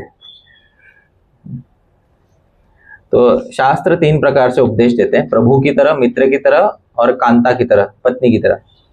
प्रभु की तरह शासन करते हैं शास्त्र, तो ये करो, समझ में आ रहा है। सत्यम वद वेद, सत्य बोलो, प्रभु की तरह शासन करता है शास्त्र। कभी कभी मित्र की तरह बात करता है। मित्र की तरह क्या बात करता है कि भगवान का भजन करो, करना चाहिए, समझ में आ रहा है। ऐसा श्रोतव्य कीर्तितव्य से, भगवान ही श्रवण करने लायक है, कीर्तन करने लायक, मित्र की तरह बात करता है। और कभी कभी कांता की पत्नी की तरह बात करता है। पिबत भागवतम रसमालयम मुहुरहो रसिका भूमि भावुका, अरे भागवत का रस पान करो, पूरी मुक्ति हो जाने तक रस पीना चाहते हो कि नहीं, समझ में आ रहा है। ऐसा तीनों केस में मार्केटिंग हो सकती है, ऐसी बात है ना। कभी कभी हमारे ऑफिस में बॉस भी ऐसे ही बातें करता है, फल नहीं मिलने वाला होता पर हमें कुछ काम में लगा देता है। कभी कभी मित्र भी ऐसी बात करते हैं, है ना। और कभी कभी हमारे खुद की पत्नी भी ऐसी बात करती है, या पति भी ऐसी बात करते हैं कि भाई कुछ काम में लगा देते हैं, बोलते हैं इससे अच्छा होगा, लेकिन होता कुछ है ही नहीं। बहिर्मुख प्रवृत्ति है, बहिर्मुख लोगों को प्रवृत्ति कराने की, ठीक है। अब बात यह है, गौड़ीय वैष्णव दर्शन में यह बात कही गई है, बहुत स्पष्ट रूप से कही गई है कि जब आप भक्ति करते हो तो 2 कर्मों का नाश तो बहुत आराम से हो जाता है। कौन से 2 कर्मों का नाश आराम से हो जाता है? संचित, क्रियमाण। तो क्रियमाण का नाश नहीं हो सकता क्योंकि संचित तो बीज रूप में है, क्रियमाण तो अभी हो रहा है। तो उसके विषय में एक सूत्र है वेदांत सूत्र में, बहुत अच्छा सूत्र है, मैं नीचे का सूत्र है मेरे पीछे के लिए। तदधिगम उत्तर पूर्वाघयोर अश्लेष विनाशौ तद्व्यपदेशात्। ब्रह्म सूत्र यानी वेदांत सूत्र के 4थे अध्याय में पहले पाद में ये 13वां सूत्र है। तद अधिगमे, जब शुद्ध भक्ति का अधिगम होता है, हाँ, जब शुद्ध भक्ति का आरंभ होता है तब क्या होता है? उत्तर पूर्व अघयोर, उत्तर और पूर्व, उत्तर मतलब जो क्रियमाण कर्म है, कौन सा कर्म है? क्रियमाण। और पूर्व मतलब जो पहले किया हुआ है, कौन सा है? संचित। तो क्रियमाण और संचित इन दोनों कर्म का क्या होता है? अश्लेष विनाशौ। अश्लेष नहीं, अश्लेष मतलब क्या होता है? श्लेष का मतलब होता है चिपकना, और अश्लेष का मतलब क्या होता है? ना चिपकना, छूट जाना, चिपकेगा ही नहीं। तो क्रियमाण कर्म का अश्लेष होता है। क्रियमाण कर्म का क्या होता है? अश्लेष। मतलब क्रियमाण कर्म का बीज तुमसे चिपकता ही नहीं है। संचित कर्म नहीं बनेगा। और संचित का विनाश हो, संचित का क्या हो जाता है? विनाश। अश्लेष विनाश हो। तो क्रियमाण का विनाश नहीं हो सकता, क्रियमाण का क्या होगा? अश्लेष। अश्लेष मतलब वो चिपकेगा नहीं, और वो कर्म संचित में नहीं जाएगा। संचित में जाके चिपकता है ना वो, समझ में आ रहा है। और जो संचित में चिपके हुए उनका क्या हो जाएगा? विनाश। क्यों? तद व्यपदेशात्, शास्त्र में ऐसी ही कथा कही गई है, शास्त्र में यही बात बताई गई है, इसलिए ये मार्केटिंग नहीं, ब्रह्म सूत्र में मार्केटिंग नहीं होता, वेदांत है ये। हाँ, शासन।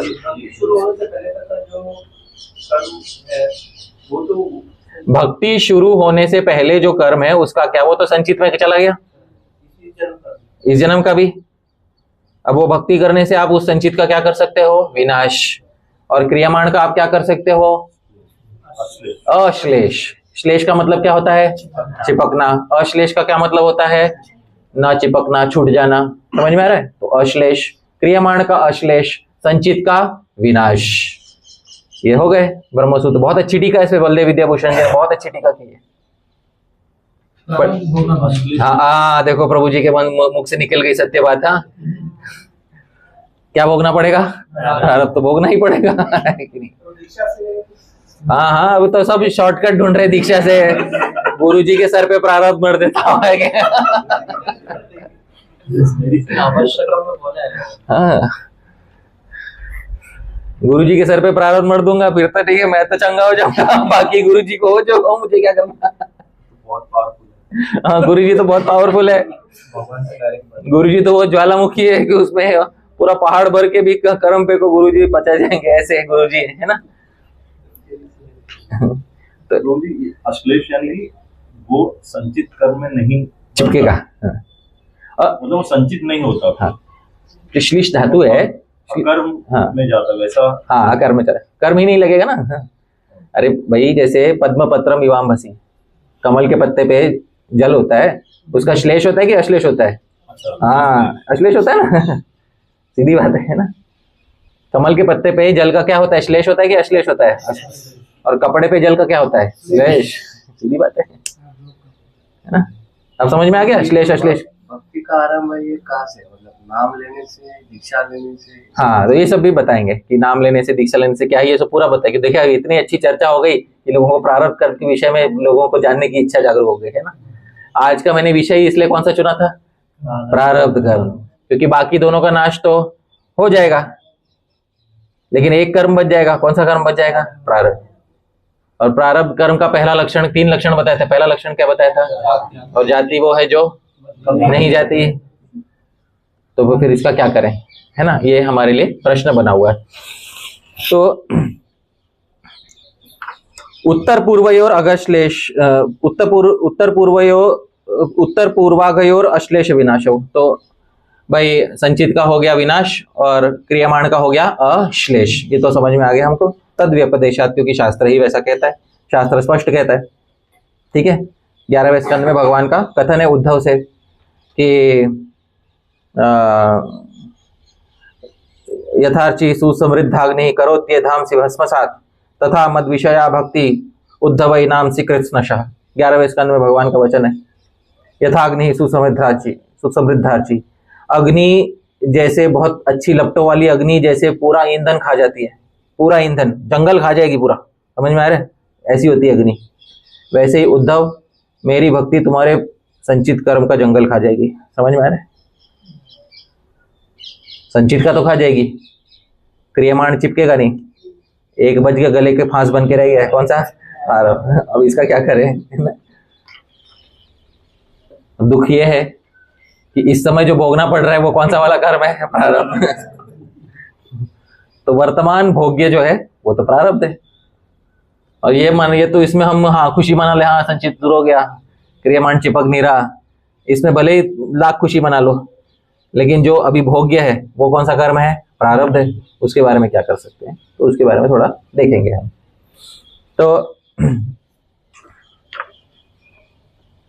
नीचे बृहद भागवतामृत में जो गौड़ीय वैष्णव सिद्धांत है उसके विषय में बात की गई है। बहुत अच्छी बात है बृहद भागवतामृत में। ये मेरे पीछे पीछे श्लोक गाइएगा। इच्छावशात् पापमुपासकानां क्षीयेत भोगोन्मुखमप्यमुष्मात् प्रारब्धमात्रं भवतीतरेषां कर्मावशिष्टं तदवश्य भोग्यं तद अवश्य भोग्यम। अरे वाह। तो हम संस्कृत में ही पता चल रहा है कुछ कुछ, लेकिन थोड़ा आप निराश नहीं करेंगे। सनातन गोस्वामी जी आपको जो है मैं आपको श्लोक का अर्थ बता देता हूँ क्या है। इच्छावशात पापम उपासकानाम। उपासकानाम मतलब जो भगवान के नाम के एकदम एक निष्ठ उपासक हैं। उपासक मतलब कैसे उपासक है? एक निष्ठ उपासक है, इतने एक निष्ठ है भगवान के नाम के, और नाम के नहीं, किसी भक्ति के किसी भी एक अंग के, नाम से उपलक्षण है किसी भी भक्ति के एक अंग के, इतने एक निष्ठ उपासक है। स्मरण में एक निष्ठ हो, नाम में एक निष्ठ हो, या श्री विग्रह के अर्चन में एक निष्ठ हो, इच्छावशात उनके इच्छा से ही पाप चले जाते हैं। कौन से पाप चले जाते हैं?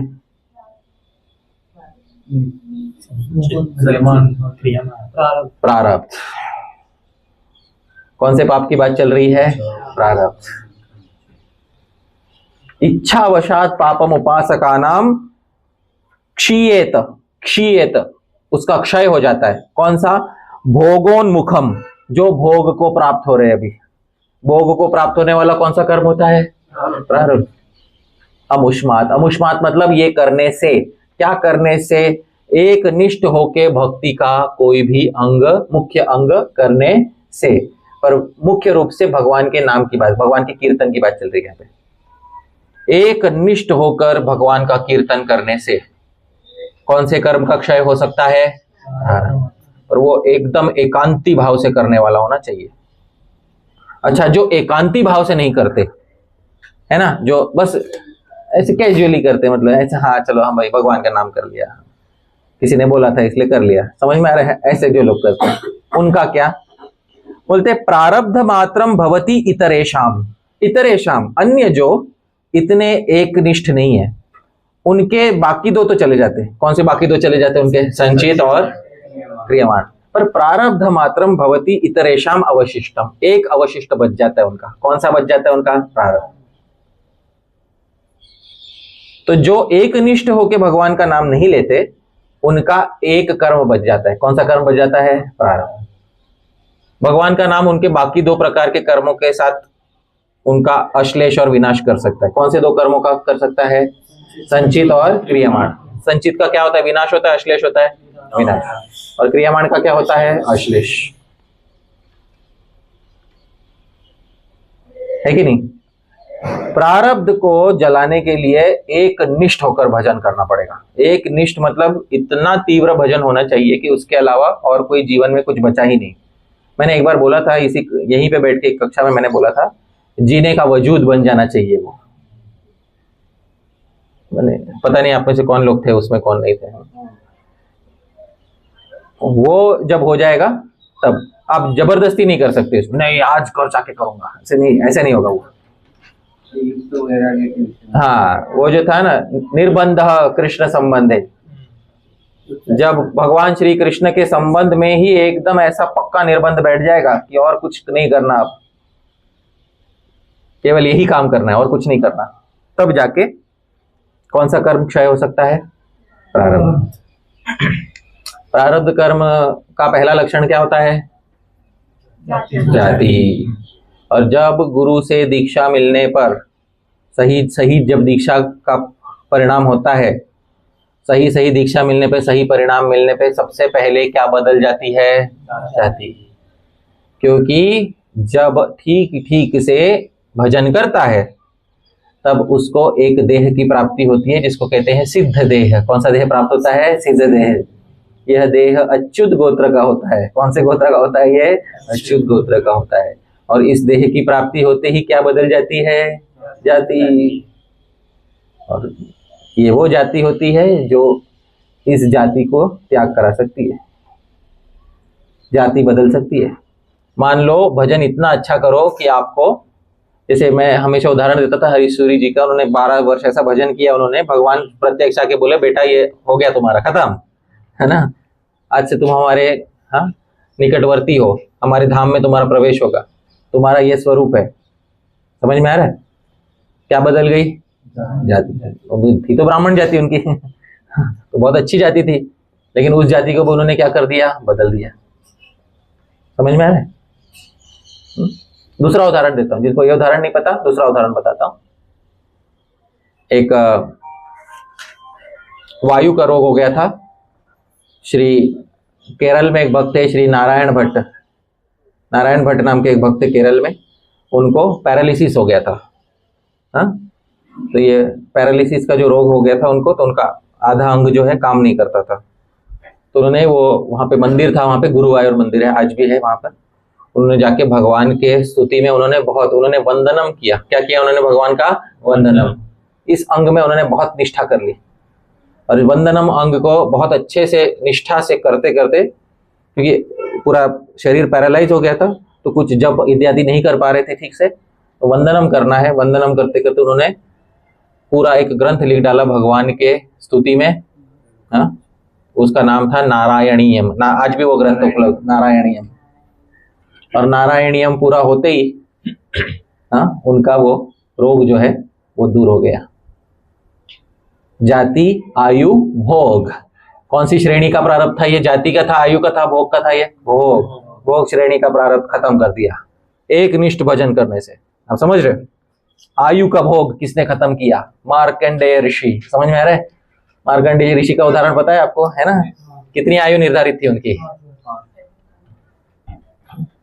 नहीं पता किसी को? श्रीमद् भागवत में हाँ 17वें वर्ष में इनका क्या होगा? हाँ, इनकी मृत्यु हो जाएगी, ज्यादा समय नहीं जीवित रहेंगे ये। तभी जब उनको पहले ही बालक अवस्था में पता था, पर वो आयु के आने से पहले ही उन्होंने भगवान की शरण ग्रहण कर ली, एक निष्ठ होकर शरण ग्रहण कर ली। और फिर यमराज उनका कुछ बिगाड़ पाए क्या? नहीं। तो ये कौन से श्रेणी का प्रारब्ध था? जाति, आयु या भोग? आयु। तो जाति का भी बताया मैंने, श्री हरि सूरी जी। आयु का भी बताया मैंने, कौन थे? मार्कंडेय मुनि। और भोग का भी बताया मैंने, कौन बताया मैंने? श्री नारायण भट्ट, है कि नहीं? तीनों बताया मैंने उदाहरण। प्रारब्ध से खिलवाड़ हो सकता है कि नहीं हो सकता? हो सकता है, पर ये कौन से भक्त के साथ होता है? ये एक निष्ठ। और एक निष्ठ के उदाहरण देके ही आप समझ गए होंगे कौन से लेवल के होते हैं वो भक्त, है ना? अजामिल का तो वो तो बहुत, अजामिल के ये थे कि उन्होंने एक निष्ठ भी नहीं थे, फिर भी नाम नहीं कर लिया, तो नाम की महिमा के अंतर्गत उनका उदाहरण आता है कि नहीं? हाँ, नहीं तो क्या हो जाएगा? मैं खुद अजामिल बन जाऊंगा, फिर समझ में आ रहा है? हाँ, इसी बच्चे का नाम तो वैसे ही रख दिया भगवान के नाम पे, है कि नहीं? हाँ, अजामिल को भी पुनः जन्म लेना भी पड़ा, ये भी बात सही कह रहे हैं। अजामिल को पुनर्जन्म लेना ही मतलब वापस आके भजन उनको परिपक्व करना पड़ा, मतलब वापस आके, हाँ, वापस शरीर में आके, हाँ, उनको अपना भजन परिपक्व करना पड़ा। सही बात है कि नहीं? पर प्रारब्ध के साथ खिलवाड़ जिन जिन भक्तों ने किया, उनका उदाहरण दे रहा हूं मैं। किसने प्रारब्ध के साथ खिलवाड़ किया, है कि नहीं? तो ये आपने बोला कि संचित और क्रियमान भक्ति भजन करने से कम हो जाते हैं, तो उसका कोई स्तर है ना? नाम जपने का मतलब अपराध में नाम अपराध या नाम शुद्ध नाम किया। हाँ जी, क्योंकि आज काफी भक्त जो दीक्षा भी नहीं लेते, जो एक माने जपते हैं जी, तो उनका भी वो देखिए, हाँ, उनके तो उसमें क्या परिमाण है, कितना नष्ट। हाँ, तो एक नाम से भी हो सकता है, एक माला दो माला, इसमें कोई ये नहीं है। समझ, साधारण नियम ये है, एक नाम से भी हो सकता है। चैतन्य चरितामृत में उदाहरण दिया है, वो यवन था, मुसलमान था, उसने एक बार हराम बोला, हराम बोलते उसकी मुक्ति हो गई, सोचो। और यहाँ बाकी के मुसलमान दिन रात हराम करते हैं, आप समझ।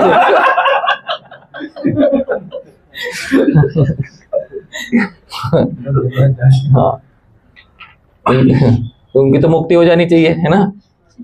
वो एक हराम में वो मुक्त हो गया, मैं यहाँ हरे कृष्णा 16 माला कर रहा हूँ, मेरा कुछ नहीं हुआ। तो इसमें क्या है, आप उसका एक लक्षण बताया जाता है। दीक्षा के समय आप मान लीजिए कि संचित जो है, आप समझ रहे, दीक्षा के समय, हाँ, दूसरा जिसको हम कहते हैं ना मंत्र दीक्षा कहते हैं, मंत्र दीक्षा के समय आपका संबंध स्थापित हो जाता है, मान लीजिए। उसमें भी होता है, ऐसा नहीं कि नहीं होता है, उसमें भी पूरा हो सकता है, ऐसे कोई बात नहीं है। नाम स्वतंत्र रहता है, उसमें कोई नियम नहीं रखा जाए, पर आपको एक निश्चित चाहिए ना, निश्चित कब हो रहा है ना? तो निश्चित का बता देता हूँ। दीक्षा के समय तो आप निश्चित मान सकते हो, किसी अच्छे गुरु से दीक्षा मिल जाए, अच्छे वैष्णव गुरु से दीक्षा मिल जाए, निश्चित आप मान लीजिए, क्योंकि आप भजन क्रिया में लग गए ना। भजन क्रिया में लग गए तो फिर निश्चित, फिर तो नाम उतना प्रभाव दिखा ही रहा है। क्लेश अग्नि, क्लेश को मारता है। कौन से क्लेश को मारते हैं भाई? वो जो संचित है उसको तो पहले खत्म करेगा। तो प्रारब्ध बाकी है, और प्रारब्ध तो भोगना है, पर उसको भी अगर छेड़छाड़ करना है तो उसके लिए कैसा बनना होगा? एक निष्ठ होना होगा। इसलिए क्या होता है, नीचे टीका करते हैं, देखिए नीचे टीका करते हुए, ननु ईदृश महाप्रभावकम नाम संकीर्तनम कुर्वतामपि कथम दुखाधिकम दृश्यते। सनातन गोस्वामी पूछते हैं, अरे नाम संकीर्तन करने वालों में भी क्या देखा जाता है, कभी कभी दुख सुख देखा जाता है, क्यों भाई ऐसा सवाल पूछते हैं। तत्राहु इच्छा इति, उसके उत्तर में ये श्लोक लिखा है, उपासका नाम सदा भगवत प्रेम सेवा परायणा नाम। समझ में आ रहा है, उपासक मतलब कौन है, सदा भगवत प्रेम सेवा परायण, ऐसे जो लोग हैं, ऐसे लोगों की बात चल रही है यहाँ पे। श्री सनातन गोस्वामी टीका में बहुत स्पष्ट कहते हैं, सदा, ऐसा नहीं कि बस, है ना, हाँ, पार्ट टाइम नहीं, हाँ, फुल टाइम जो भगवान की सेवा प्रेम में परायण है। भोगोन्मुखम प्रारब्ध भोगम अपि पापम अमुष्मान नाम संकीर्तनाद एक एव क्षीयते। उनका प्रारब्ध भी नाम संकीर्तन से क्या हो जाता है, क्षीण हो जाता है। क्षीयते लिखा है, पूरा क्या हो जाता है, क्षीण। क्षीयते लिखा है, नश्यते नहीं लिखा। क्या लिखा है, क्षीयते। पूरा नष्ट हो जाएगा तो शरीर ही खत्म हो जाएगा। समझ में आ रहा है, क्योंकि ये शरीर भी कौन से कर्म से बना हुआ है, तो इसलिए क्षीयते। आचार्य डालते, शब्द डालते हुए बहुत महत्वपूर्ण शब्द डाल रहे हैं, विनश्यति नहीं बोला है, क्या लिखा है, क्षीयते। थोड़ा रहता है ताकि ये शरीर चलता रहे, है ना, ऐसी बात है। दुख फलत्वात् अतः शुभ फलत्वात् पुण्यम तिष्ठेदेव इत्यत। इसका मतलब केवल पाप नष्ट होता है, पुण्य तो फिर भी रह जाते हैं। पुण्य भी क्या हो जाते हैं, फिर भी रह जाते हैं। अच्छा फल भोगो, अच्छा फल, भक्ति कर रहे हो ना, हाँ, पढ़ाई वढ़ाई किया नहीं, अंगूठा छाप है, भक्ति कर रहा है, फिर भी दुनिया भर घूम रहा है। समझ में आ रहा है कि नहीं, देखा होगा आपने। पाप कर्म खत्म हो गया, सिर्फ कौन सा कर्म अभी है, पुण्य। चलो बेटा भोग, है ना। हाँ, समझ में आ रहा है। भक्ति के फल, भक्ति के इसमें आ रहा है, किसी ने कोई भक्त बन जाता है, पढ़ाई वढ़ाई कुछ नहीं किया, हाँ, एकदम अंगूठा छाप होगा पढ़ाई के मामले में, लेकिन बहुत अच्छा मजे कर रहा है, एकदम मंदिर में राजभोग खा रहा है 3 बार, है ना।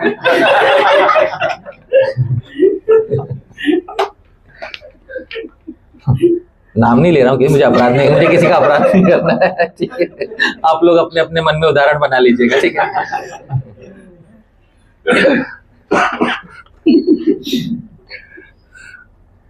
है ना, सही बात है, मतलब अच्छे कर्म मिल रहे हैं उसको। भक्ति में तो सारे कर्म, हाँ, क्षीण होने चाहिए। तो सनातन गोस्वामी बोले, देखो भक्ति पहले क्या करती है ना, हाँ, पहले वो काटती है। प्रारब्ध में भी पहले कौन से काटती है, पहले पाप वाले, ताकि जिसको बचे उसका थोड़ा पुण्य बच जाए। श्री बलदेव विद्याभूषण जी वेदांत में कहते हैं कि भाई ऐसा क्यों होता है, 3रे अध्याय के टीका में से, क्योंकि भाई पुण्य थोड़े बाद में कटते हैं। क्योंकि कभी कभी क्या होता है कि कुछ पुण्य रह जाते हैं कि जब वो निकले, मोक्ष हो उसका, तो स्वर्ग आदि देखते हुए मोक्ष हो उसका। समझ में आ रहा है, क्या देखते हुए मोक्ष हो उसका, स्वर्ग आदि देखते हुए मोक्ष हो। तो स्वर्ग आदि के भोग भोगते भोगते मोक्ष प्राप्त हो उसको, है ना, क्रम मुक्ति कहते हैं ना उसको। कौन सी वाली, हाँ, इतना सोचते हैं भगवान, हाँ, इतना हमारे बारे में भगवान सोचते थे, कितने दयालु है भगवान, है कि नहीं। हाँ, भगवान ऐसे थोड़ी पहले आप स्वर्ग का भोग करा के आपको भेजेंगे, ऐसे आपको, हाँ, सारा सब डाउट खत्म हो जाएगा। एनीवेज आगे, कुतः, क्यों ऐसा भाई, कैसे ऐसा होता है, इच्छावशात, उनकी इच्छा होती है। तेषाम एव इच्छा अधीनत्वात् उपासकानाम इच्छया एव कर्म तिष्ठेन नश्येदपि इति अर्थ। तो ऐसे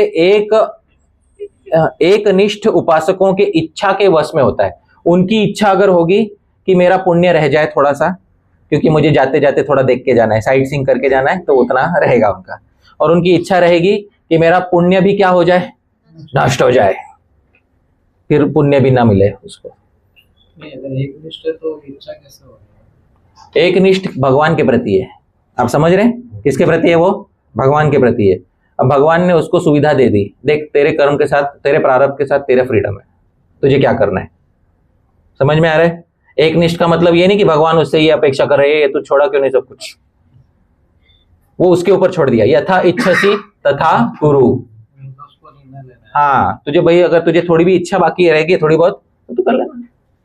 करदम मुनि एक निष्ठ थे, साधक थे या नहीं थे, बोलो हाँ या ना बोलो, थे। फिर भी मन में इच्छा थी विवाह करना है, एक निष्ठ होते हुए भी थोड़ी सी इच्छा थी। भगवान ने बोला ठीक है, ये लो सबसे अच्छी कन्या है, क्या नाम है इसका, देवहूति, नहीं, हाँ देवहूति, देवहूति से विवाह कर लो। एक निष्ठ वाले में भी कभी कभी थोड़ा लेश बच जाए, उसके लिए थोड़ा बाकी रख सकता, चलो जाते जाते देख के जाएंगे, है ना, होता कैसे इस यूनिवर्स का डिज्नीलैंड होता कैसे, समझ में आ रहा है, देखते जाए तो वो देखते हुए जाएंगे। ऐसी बात। तो इसको श्री बलदेव विद्याभूषण ने तीसरे अध्याय में तीसरे पाद में शायद, हाँ, बहुत अच्छे से बताया उसको। भक्तों में भी होती है ऐसी? हाँ होती है ना, क्यों नहीं होती? तो फिर क्रम मुक्ति किसको मिलेगी? योगी जो कहते हैं अष्टांग। अरे नहीं भाई, बृहद भागवतामृत में गोप कुमार को कौन सी मुक्ति मिली? क्रम मुक्ति मिली या सद्यो मुक्ति मिली? तो फिर भक्त है या अष्टांग योगी थे वो? भक्त है ना। होती इच्छा होती है, ऐसा थोड़ी होता है। जब चित्रकेतु महाराज थे श्रीमद् भागवत में, भगवान के दर्शन हो गए उनको, उसके बाद भी स्वर्ग गए और गंधर्व के दो हाथों में 2 स्त्री लेके गा रहे थे, भगवान के गीत ही गा रहे थे। हाँ? आप उसको सहजे भले ही बोलो, लेकिन वो जो कर रहे हैं वो बता रहा हूँ, ठीक है। हाँ? उनको भगवान के दर्शन हुए, भगवान के दर्शन होने के बाद भी वे गंधर्व स्त्रियों के साथ स्वर्ग में नाच रहे थे। तो हरे कृष्णा हरे, समझ ऐसे, हाँ ठीक है।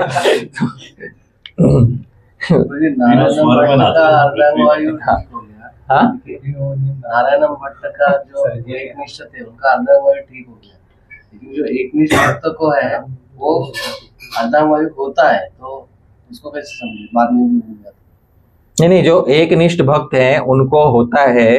देखिए, उन्होंने वो एकनिष्ठ भजन करने से पहले उनको वो रोग हो गया था, और उसके बाद अगर किसी को एकनिष्ठ भक्त को अगर होता है, दुख दिखता है, तो क्यों होता है उसका अगले श्लोक में बताएंगे, ठीक है। वो आएगा भी बाद में, क्योंकि श्री सनातन गोस्वामी जानते हैं ये सब लोग सवाल पूछेंगे। हाँ? फिर बोलते हैं यथोक्तम श्री हरिभक्ति सुदोदय। हरिभक्ति सुदोदय में एक बात की गई है, मेरे पीछे बोलिए। कर्म चक्रम तु यत् प्रोक्तम अविलंघ्यम सुरासुरैः मद्भक्ति प्रबलैर्मर्त्यैर् विद्धि लंघितमेव तत्। भगवान का वचन है, कर्म चक्रम तु यत् प्रोक्तम अविलंघ्यम सुरासुरैः।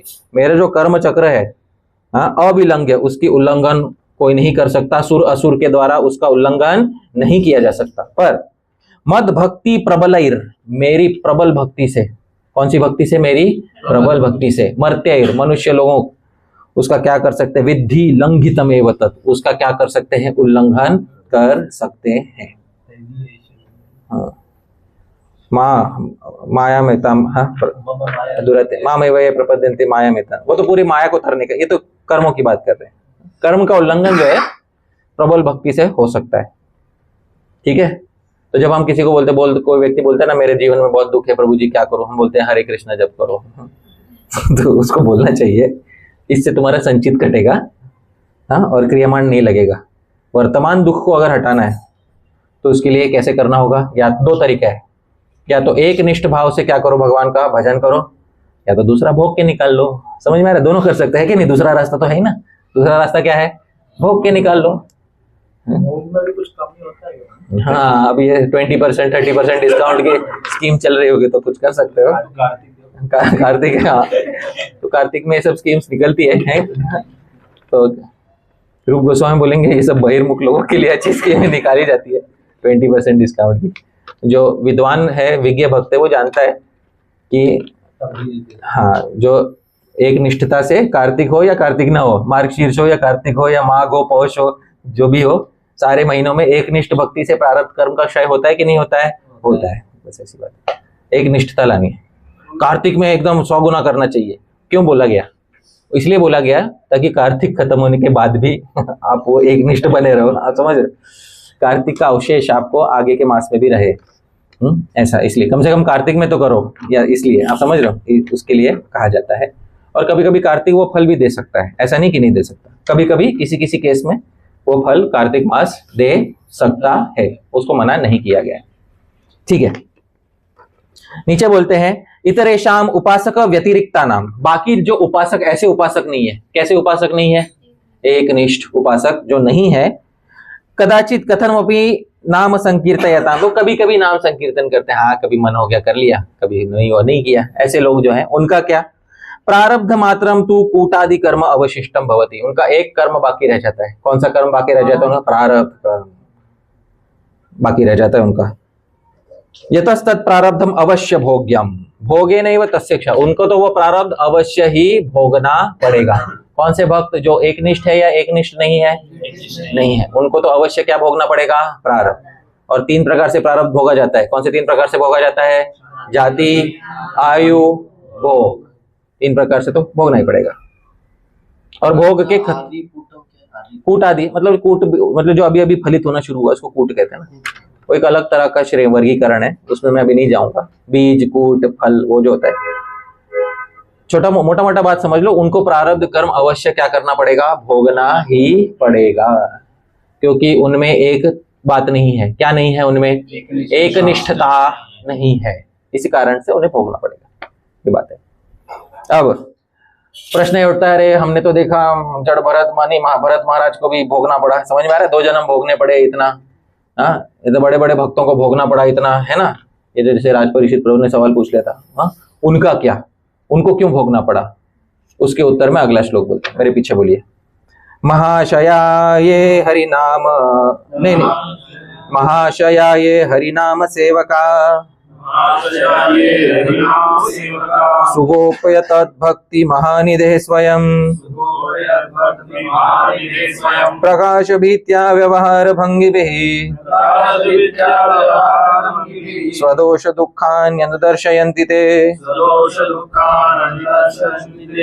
महाशया ये हरिनाम से, जो बहुत बड़े महाशय हो गए जिन्होंने हरिनाम की सेवा की, जैसे भरत महाराज इत्यादि। सुगोप्य तद्भक्ति महानिधे स्वयं, वो भक्ति के महानता को गुप्त रखना चाहते थे। क्या रखना चाहते थे, भक्ति की महानता को गुप्त रखना चाहते, इसलिए स्वयं खुद ही प्रकाश भीत्या, भक्ति की इस महानता का प्रकाश ना हो जाए, हाँ प्रकाशित ना हो जाए शुद्ध भक्ति की यह महानता। व्यवहार भंगी भी स्वदोष दुखानी अनुदर्शयन्ति थे, इसलिए अपने ही व्यवहार से उन्होंने कुछ ऐसा किया कि उनके जीवन में उनको क्या दिखाई देने लगा, दुख दिखाई देने लगा। उन्होंने अपने ही जीवन में खुद होके वो स्वीकार किया। महाराज भरत के विषय में तो ये बात स्पष्ट है कि उन्होंने जो दुख स्वीकार किया, उनको दुख से जरा भी डर नहीं था। और जब 2 जन्म बाद वो कौन बने, जड़ भरत, तब भी उनको दुख का डर नहीं था। जब डाकू उठा के लेके बोले अभी तेरे को तेरे मनुष्य बलि चढ़ाएंगे, तो गर्दन आगे कर दिए। समझ में आ रहा है, इनको आपको लगता है इनको प्रारब्ध का दुख है, भय है इनको प्रारब्ध का, इनको प्रारब्ध का भय नहीं है, बिल्कुल भी भय नहीं है इनको प्रारब्ध का।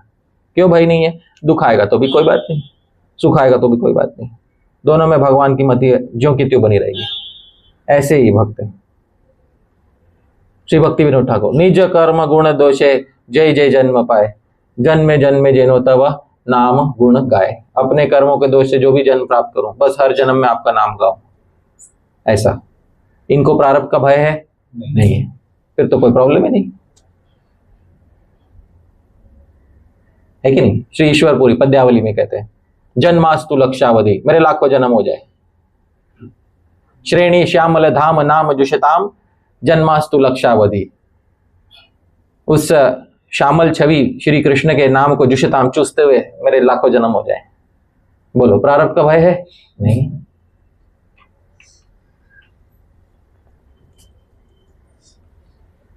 ऐसा भक्त कौन बनना चाहेगा। तो कोई हाथ भी नहीं उठा रहा है कि नहीं, हाथ उठाओ। हाँ भाई, प्रारब्ध से नहीं डरना है ना, सब भय खा के बैठे प्रारब्ध से, है कि नहीं। ये भक्ति की महिमा क्यों छुपाना चाहेंगे। हाँ, सीधा सीधा दे देना चाहिए ना यार, बता सबको मुक्त करो, खत्म करो, है ना। भक्ति की महिमा कि आप भी करेंगे तो हो जाएगा, है ना। सही बात है, बताना चाहिए दूसरों को, गुप्त क्यों रखना। ये संशय होने पे अगला श्लोक है, उसी के लिए मुझे पता था कोई तो पूछेगा, ठीक है। तन्नाम संकीर्तन मात्र तो खिला, भक्ता हरे स्युर हत दुख दूषणा, केचित् तथापि प्रभुवत् कृपाकुला,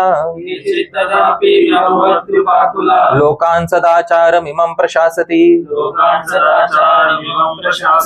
तन्नाम संकीर्तन मात्र तो अखिला भक्ता, अरे भगवान के नाम एक निष्ठ नाम संकीर्तन करने से सारे भक्त हरे स्युर दुख हत दुख दूषणा, उनके सारे दुख दूर हो जाते, सीधी बात है।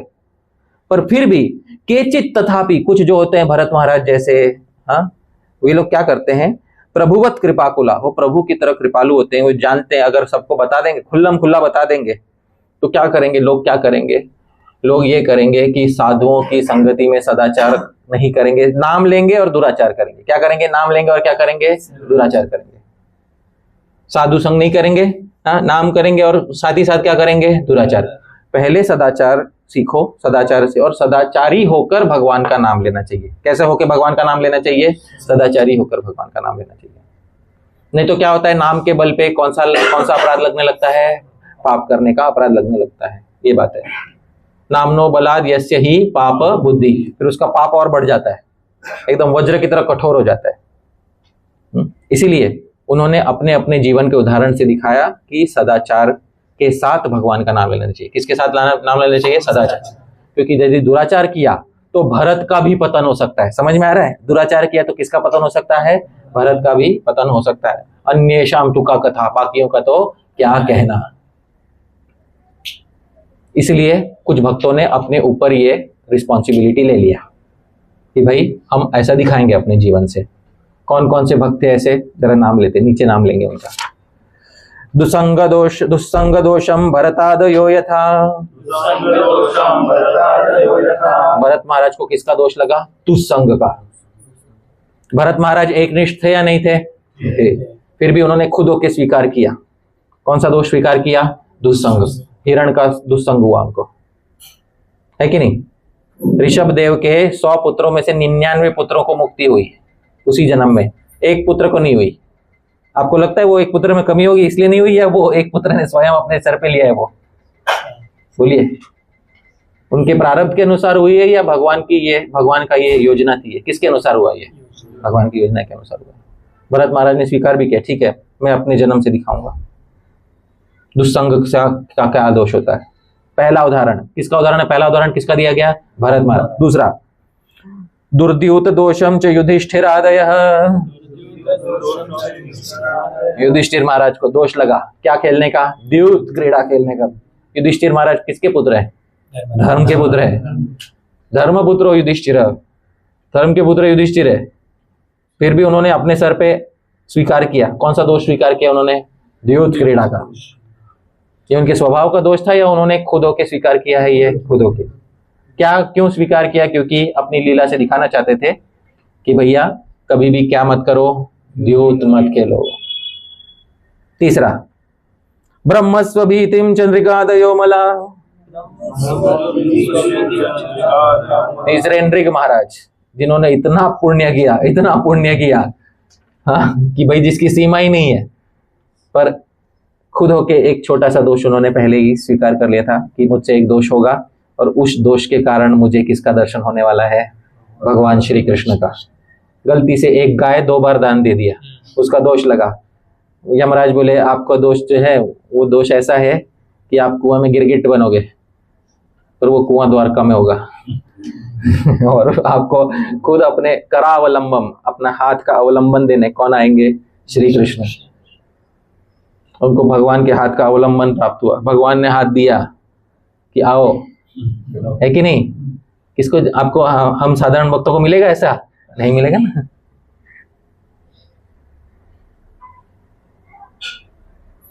भगवान के हाथों का अवलंबन प्राप्त हुआ। क्यों? उन्होंने खुद होकर स्वीकार किया। महाराज नृग से गलती ऐसे नहीं होने वाली थी, जानबूझ के किया हुआ काम है ये। आप समझ रहे हो? इसलिए उनका नाम है महाराज नृग। इतिहास में नाम गिना जाएगा। भगवान को देखने के लिए इन्होंने खुद पे दोष मढ़ लिया। आप समझ रहे? भगवान को देखने के लिए इन्होंने क्या कर लिया? अपने पे दोष मढ़ लिया। ऐसी बात है।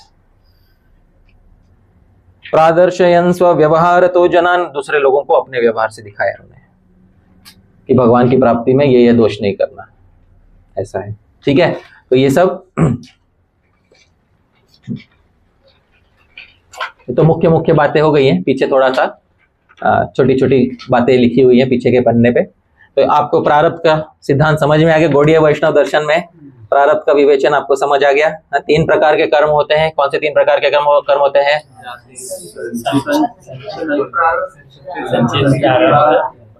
संचित, प्रारब्ध, क्रियामान। प्रारब्ध कर्म के 3 प्रकार के फल लगते हैं। कौन से 3 प्रकार के फल लगते हैं?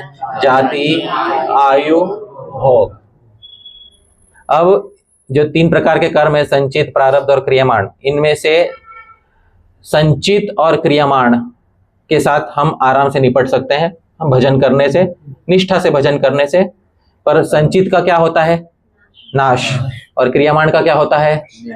अश्लेष। याद रखना, कभी भूलना नहीं। हाँ, क्रियमाण का क्या होता है? अश्लेष। मुश्किल कौन सा कर्म है हटाना?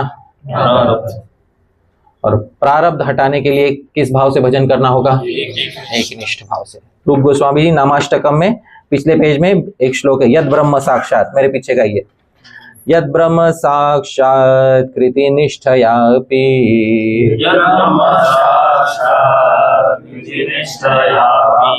विनाशमायाति विरान भोगै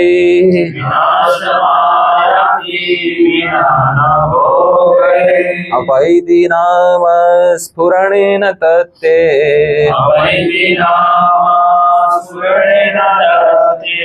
प्रारब्ध कर्मेति विरौति वेदः।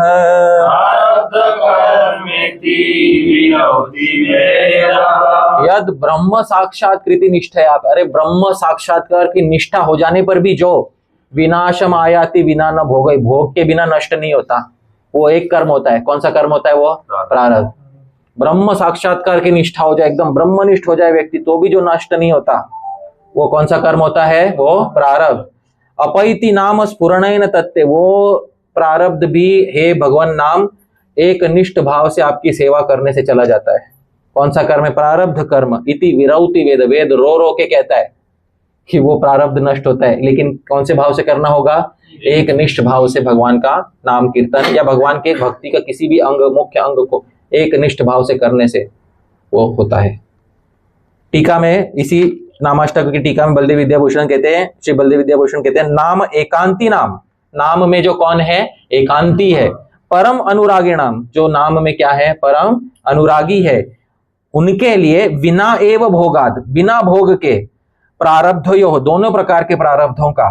कौन से दो प्रकार के प्रारब्ध का? सुकृत दुष्कृतयोर। सुकृत भी अच्छा भी होता है प्रारब्ध और बुरा भी होता है, और सुकृत और दुष्कृत का क्या होता है? अश्लेषो भवति, उनका अश्लेष, चिपकते नहीं वो आपको। इति स्वीकार्यम, यह स्वीकार करना चाहिए। तो अच्छे बुरे का क्या होता है फिर? जब प्रारब्ध अच्छा, अभी एक ही बच गया, कौन सा बच गया? प्रारब्ध। और प्रारब्ध में दो प्रकार के हैं, हाँ, अच्छा वाला प्रारब्ध और बुरा वाला प्रारब्ध। अच्छे और बुरे का क्या होगा जब हम एक निष्ठ भाव से भजन करेंगे? नीचे श्री बलदेव विद्याभूषण जी शंकर भाष्य ब्रह्म सूत्र के उसका उद्धृत करते हुए श्री बलदेव विद्याभूषण बोलते, मेरे पूछे बोलिए, तस्य पुत्रा दायम उपयन्ति सुहृदः साधुकृत्याम विशन्तः पापकृत्याम। तस्य पुत्रा दायम, उसके पुत्रों को उसका दाय भाग मिल जाता है। दाय भाग पता है क्या होता है? हाँ, विरासत जो होती है मिल जाती है। तो जो मुक्त पुरुष होता है, जो एक निष्ठ होता है भगवान का, उसके पुत्र, उसका जो प्रारब्ध का अच्छा वाला हिस्सा है, हाँ, अच्छा वाला हिस्सा मतलब क्या? जो उसकी संपत्ति इत्यादि है, वो किसको प्राप्त हो जाती है? उसके पुत्रों को।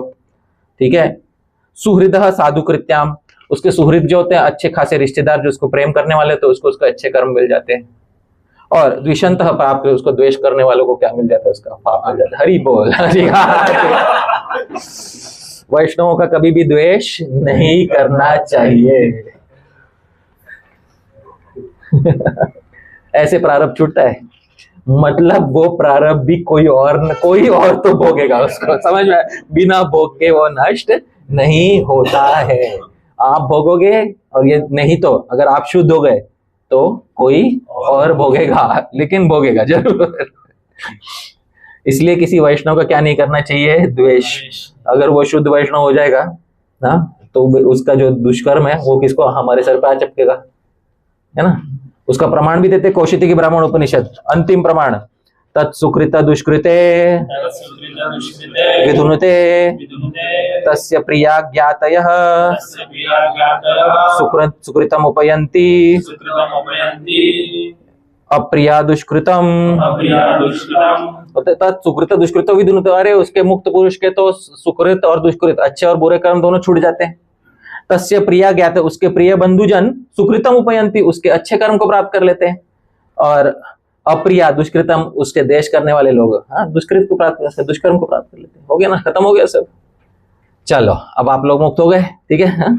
समझ में आ गया आप लोगों को कि प्रारब्ध कर्म कैसे छूटता है। ठीक है, जब छूटता है तो दूसरों पे चिपक के जाता है वो, समझ में आ रहा है? ऐसे, हाँ, ऐसे छूटता है वो। इतनी महीन बात भी श्री बलदेव विद्याभूषण जी ने कौशितकी ब्राह्मण उपनिषद से लेकर टीका में समझाई है, गोविंद भाष्य में। तो ये सब समझना हमारा कर्तव्य है। बहुत अच्छा, आप सब लोगों को समझ में आ गया। मुझे बहुत प्रसन्नता है। पुनः श्री राज परीक्षित प्रभु, आपको धन्यवाद है, आपने आज यहाँ पे कार्यक्रम आयोजित किया और आपने हम सभी को यहाँ आमंत्रित किया, मुझे कुछ कहने का अवसर दिया।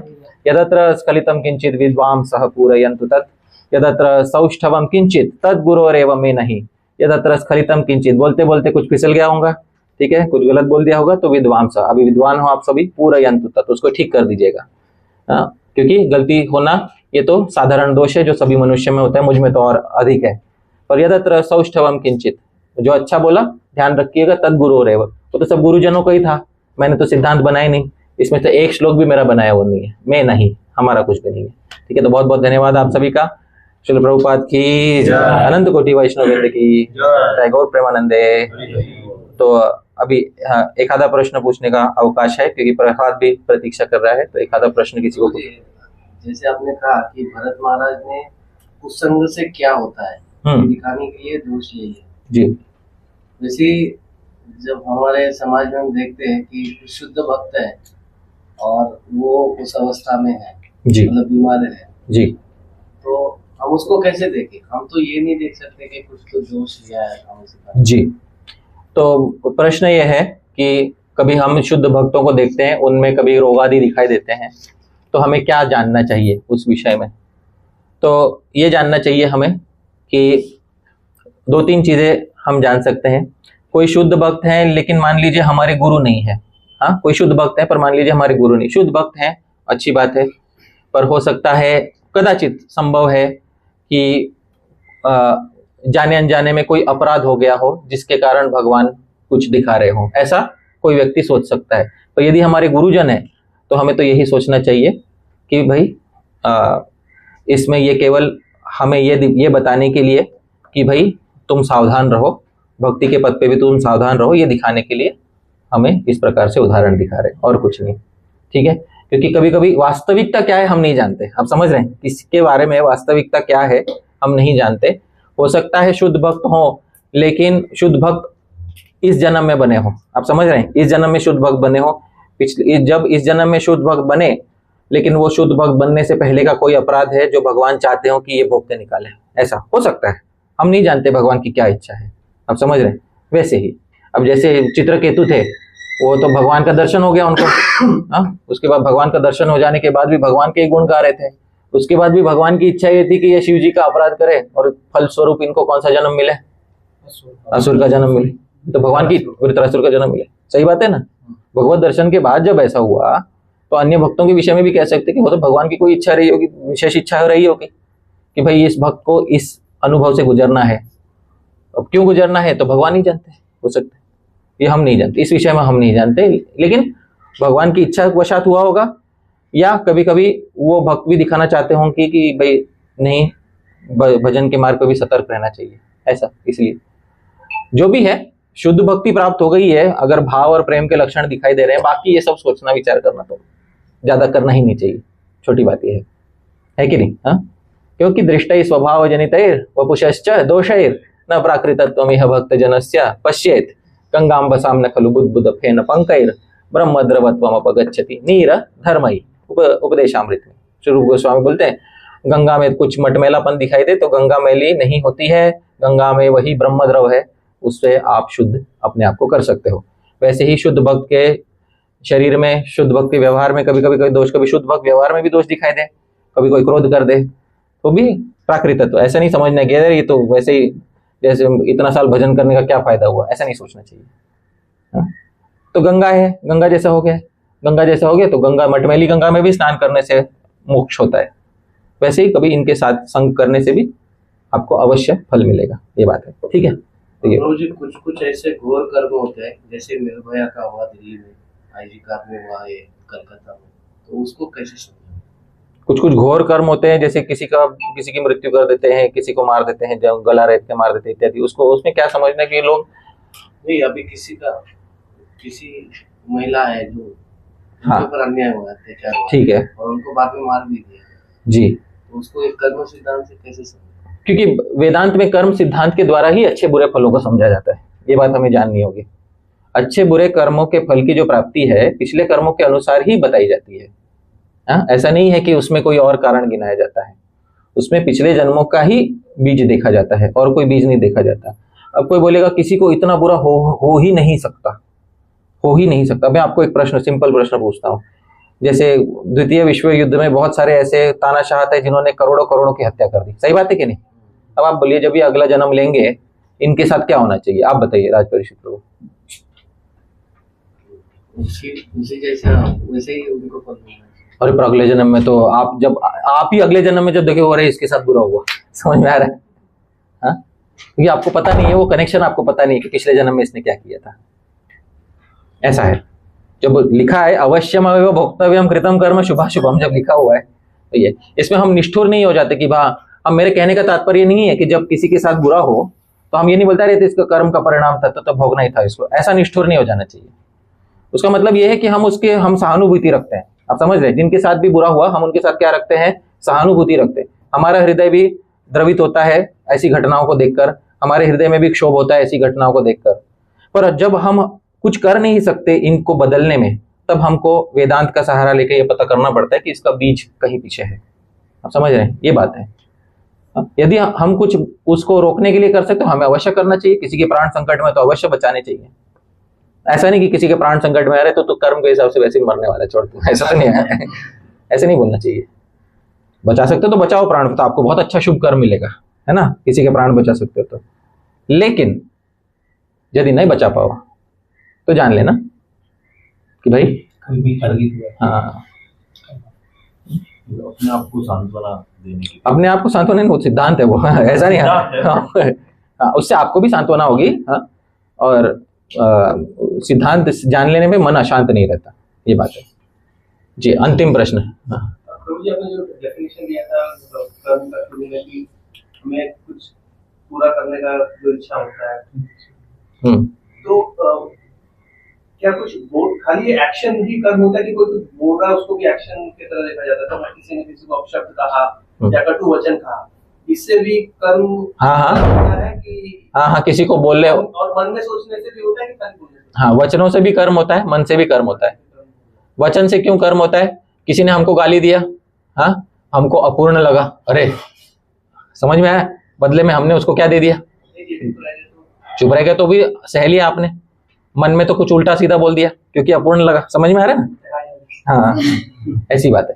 तो कुछ कर्म मनसा होते हैं, कुछ कर्म वाचा होते हैं, कुछ कर्म वपुषा होते हैं, मतलब शरीर से होते हैं, ऐसी बात है। ठीक है, चलिए, बहुत बहुत धन्यवाद आप सभी का। हाँ, आज हमारा विवेचन प्रारब्ध कर्म का हुआ और मैं आशा करता हूँ कि आप सब एकांती भाव से भजन को प्राप्त होगे और अपने प्रारब्ध का तीनों प्रकार का क्षय कर पाओगे। जाति, आयु जितना चाहिए, इसलिए बोला था भगवान ने आपकी इच्छा पे रखा है। आप समझ रहे, भगवान ने किसकी इच्छा पे रखा है? आपकी इच्छा पे। आपकी इच्छा से आपको जितना जाति आयु भोग का क्षय करना है उतना कर लीजिएगा, और आपकी इच्छा से जितना आपको उसका भोग करना है उतना कर लीजिएगा। दुख का भी कभी कभी भक्त लोग चाहते हैं मैं दुख भी भोगूं, कभी कभी चाहते हैं कोई भक्त, तो वो भी अगर आपको करना है तो आप कर लीजिएगा। लेकिन किसी भी परिस्थिति में एकांती भाव से भजन को प्राप्त हो जाइएगा। ठीक है, ये आप अवश्य कीजिएगा। बहुत बहुत धन्यवाद। हरे कृष्णा।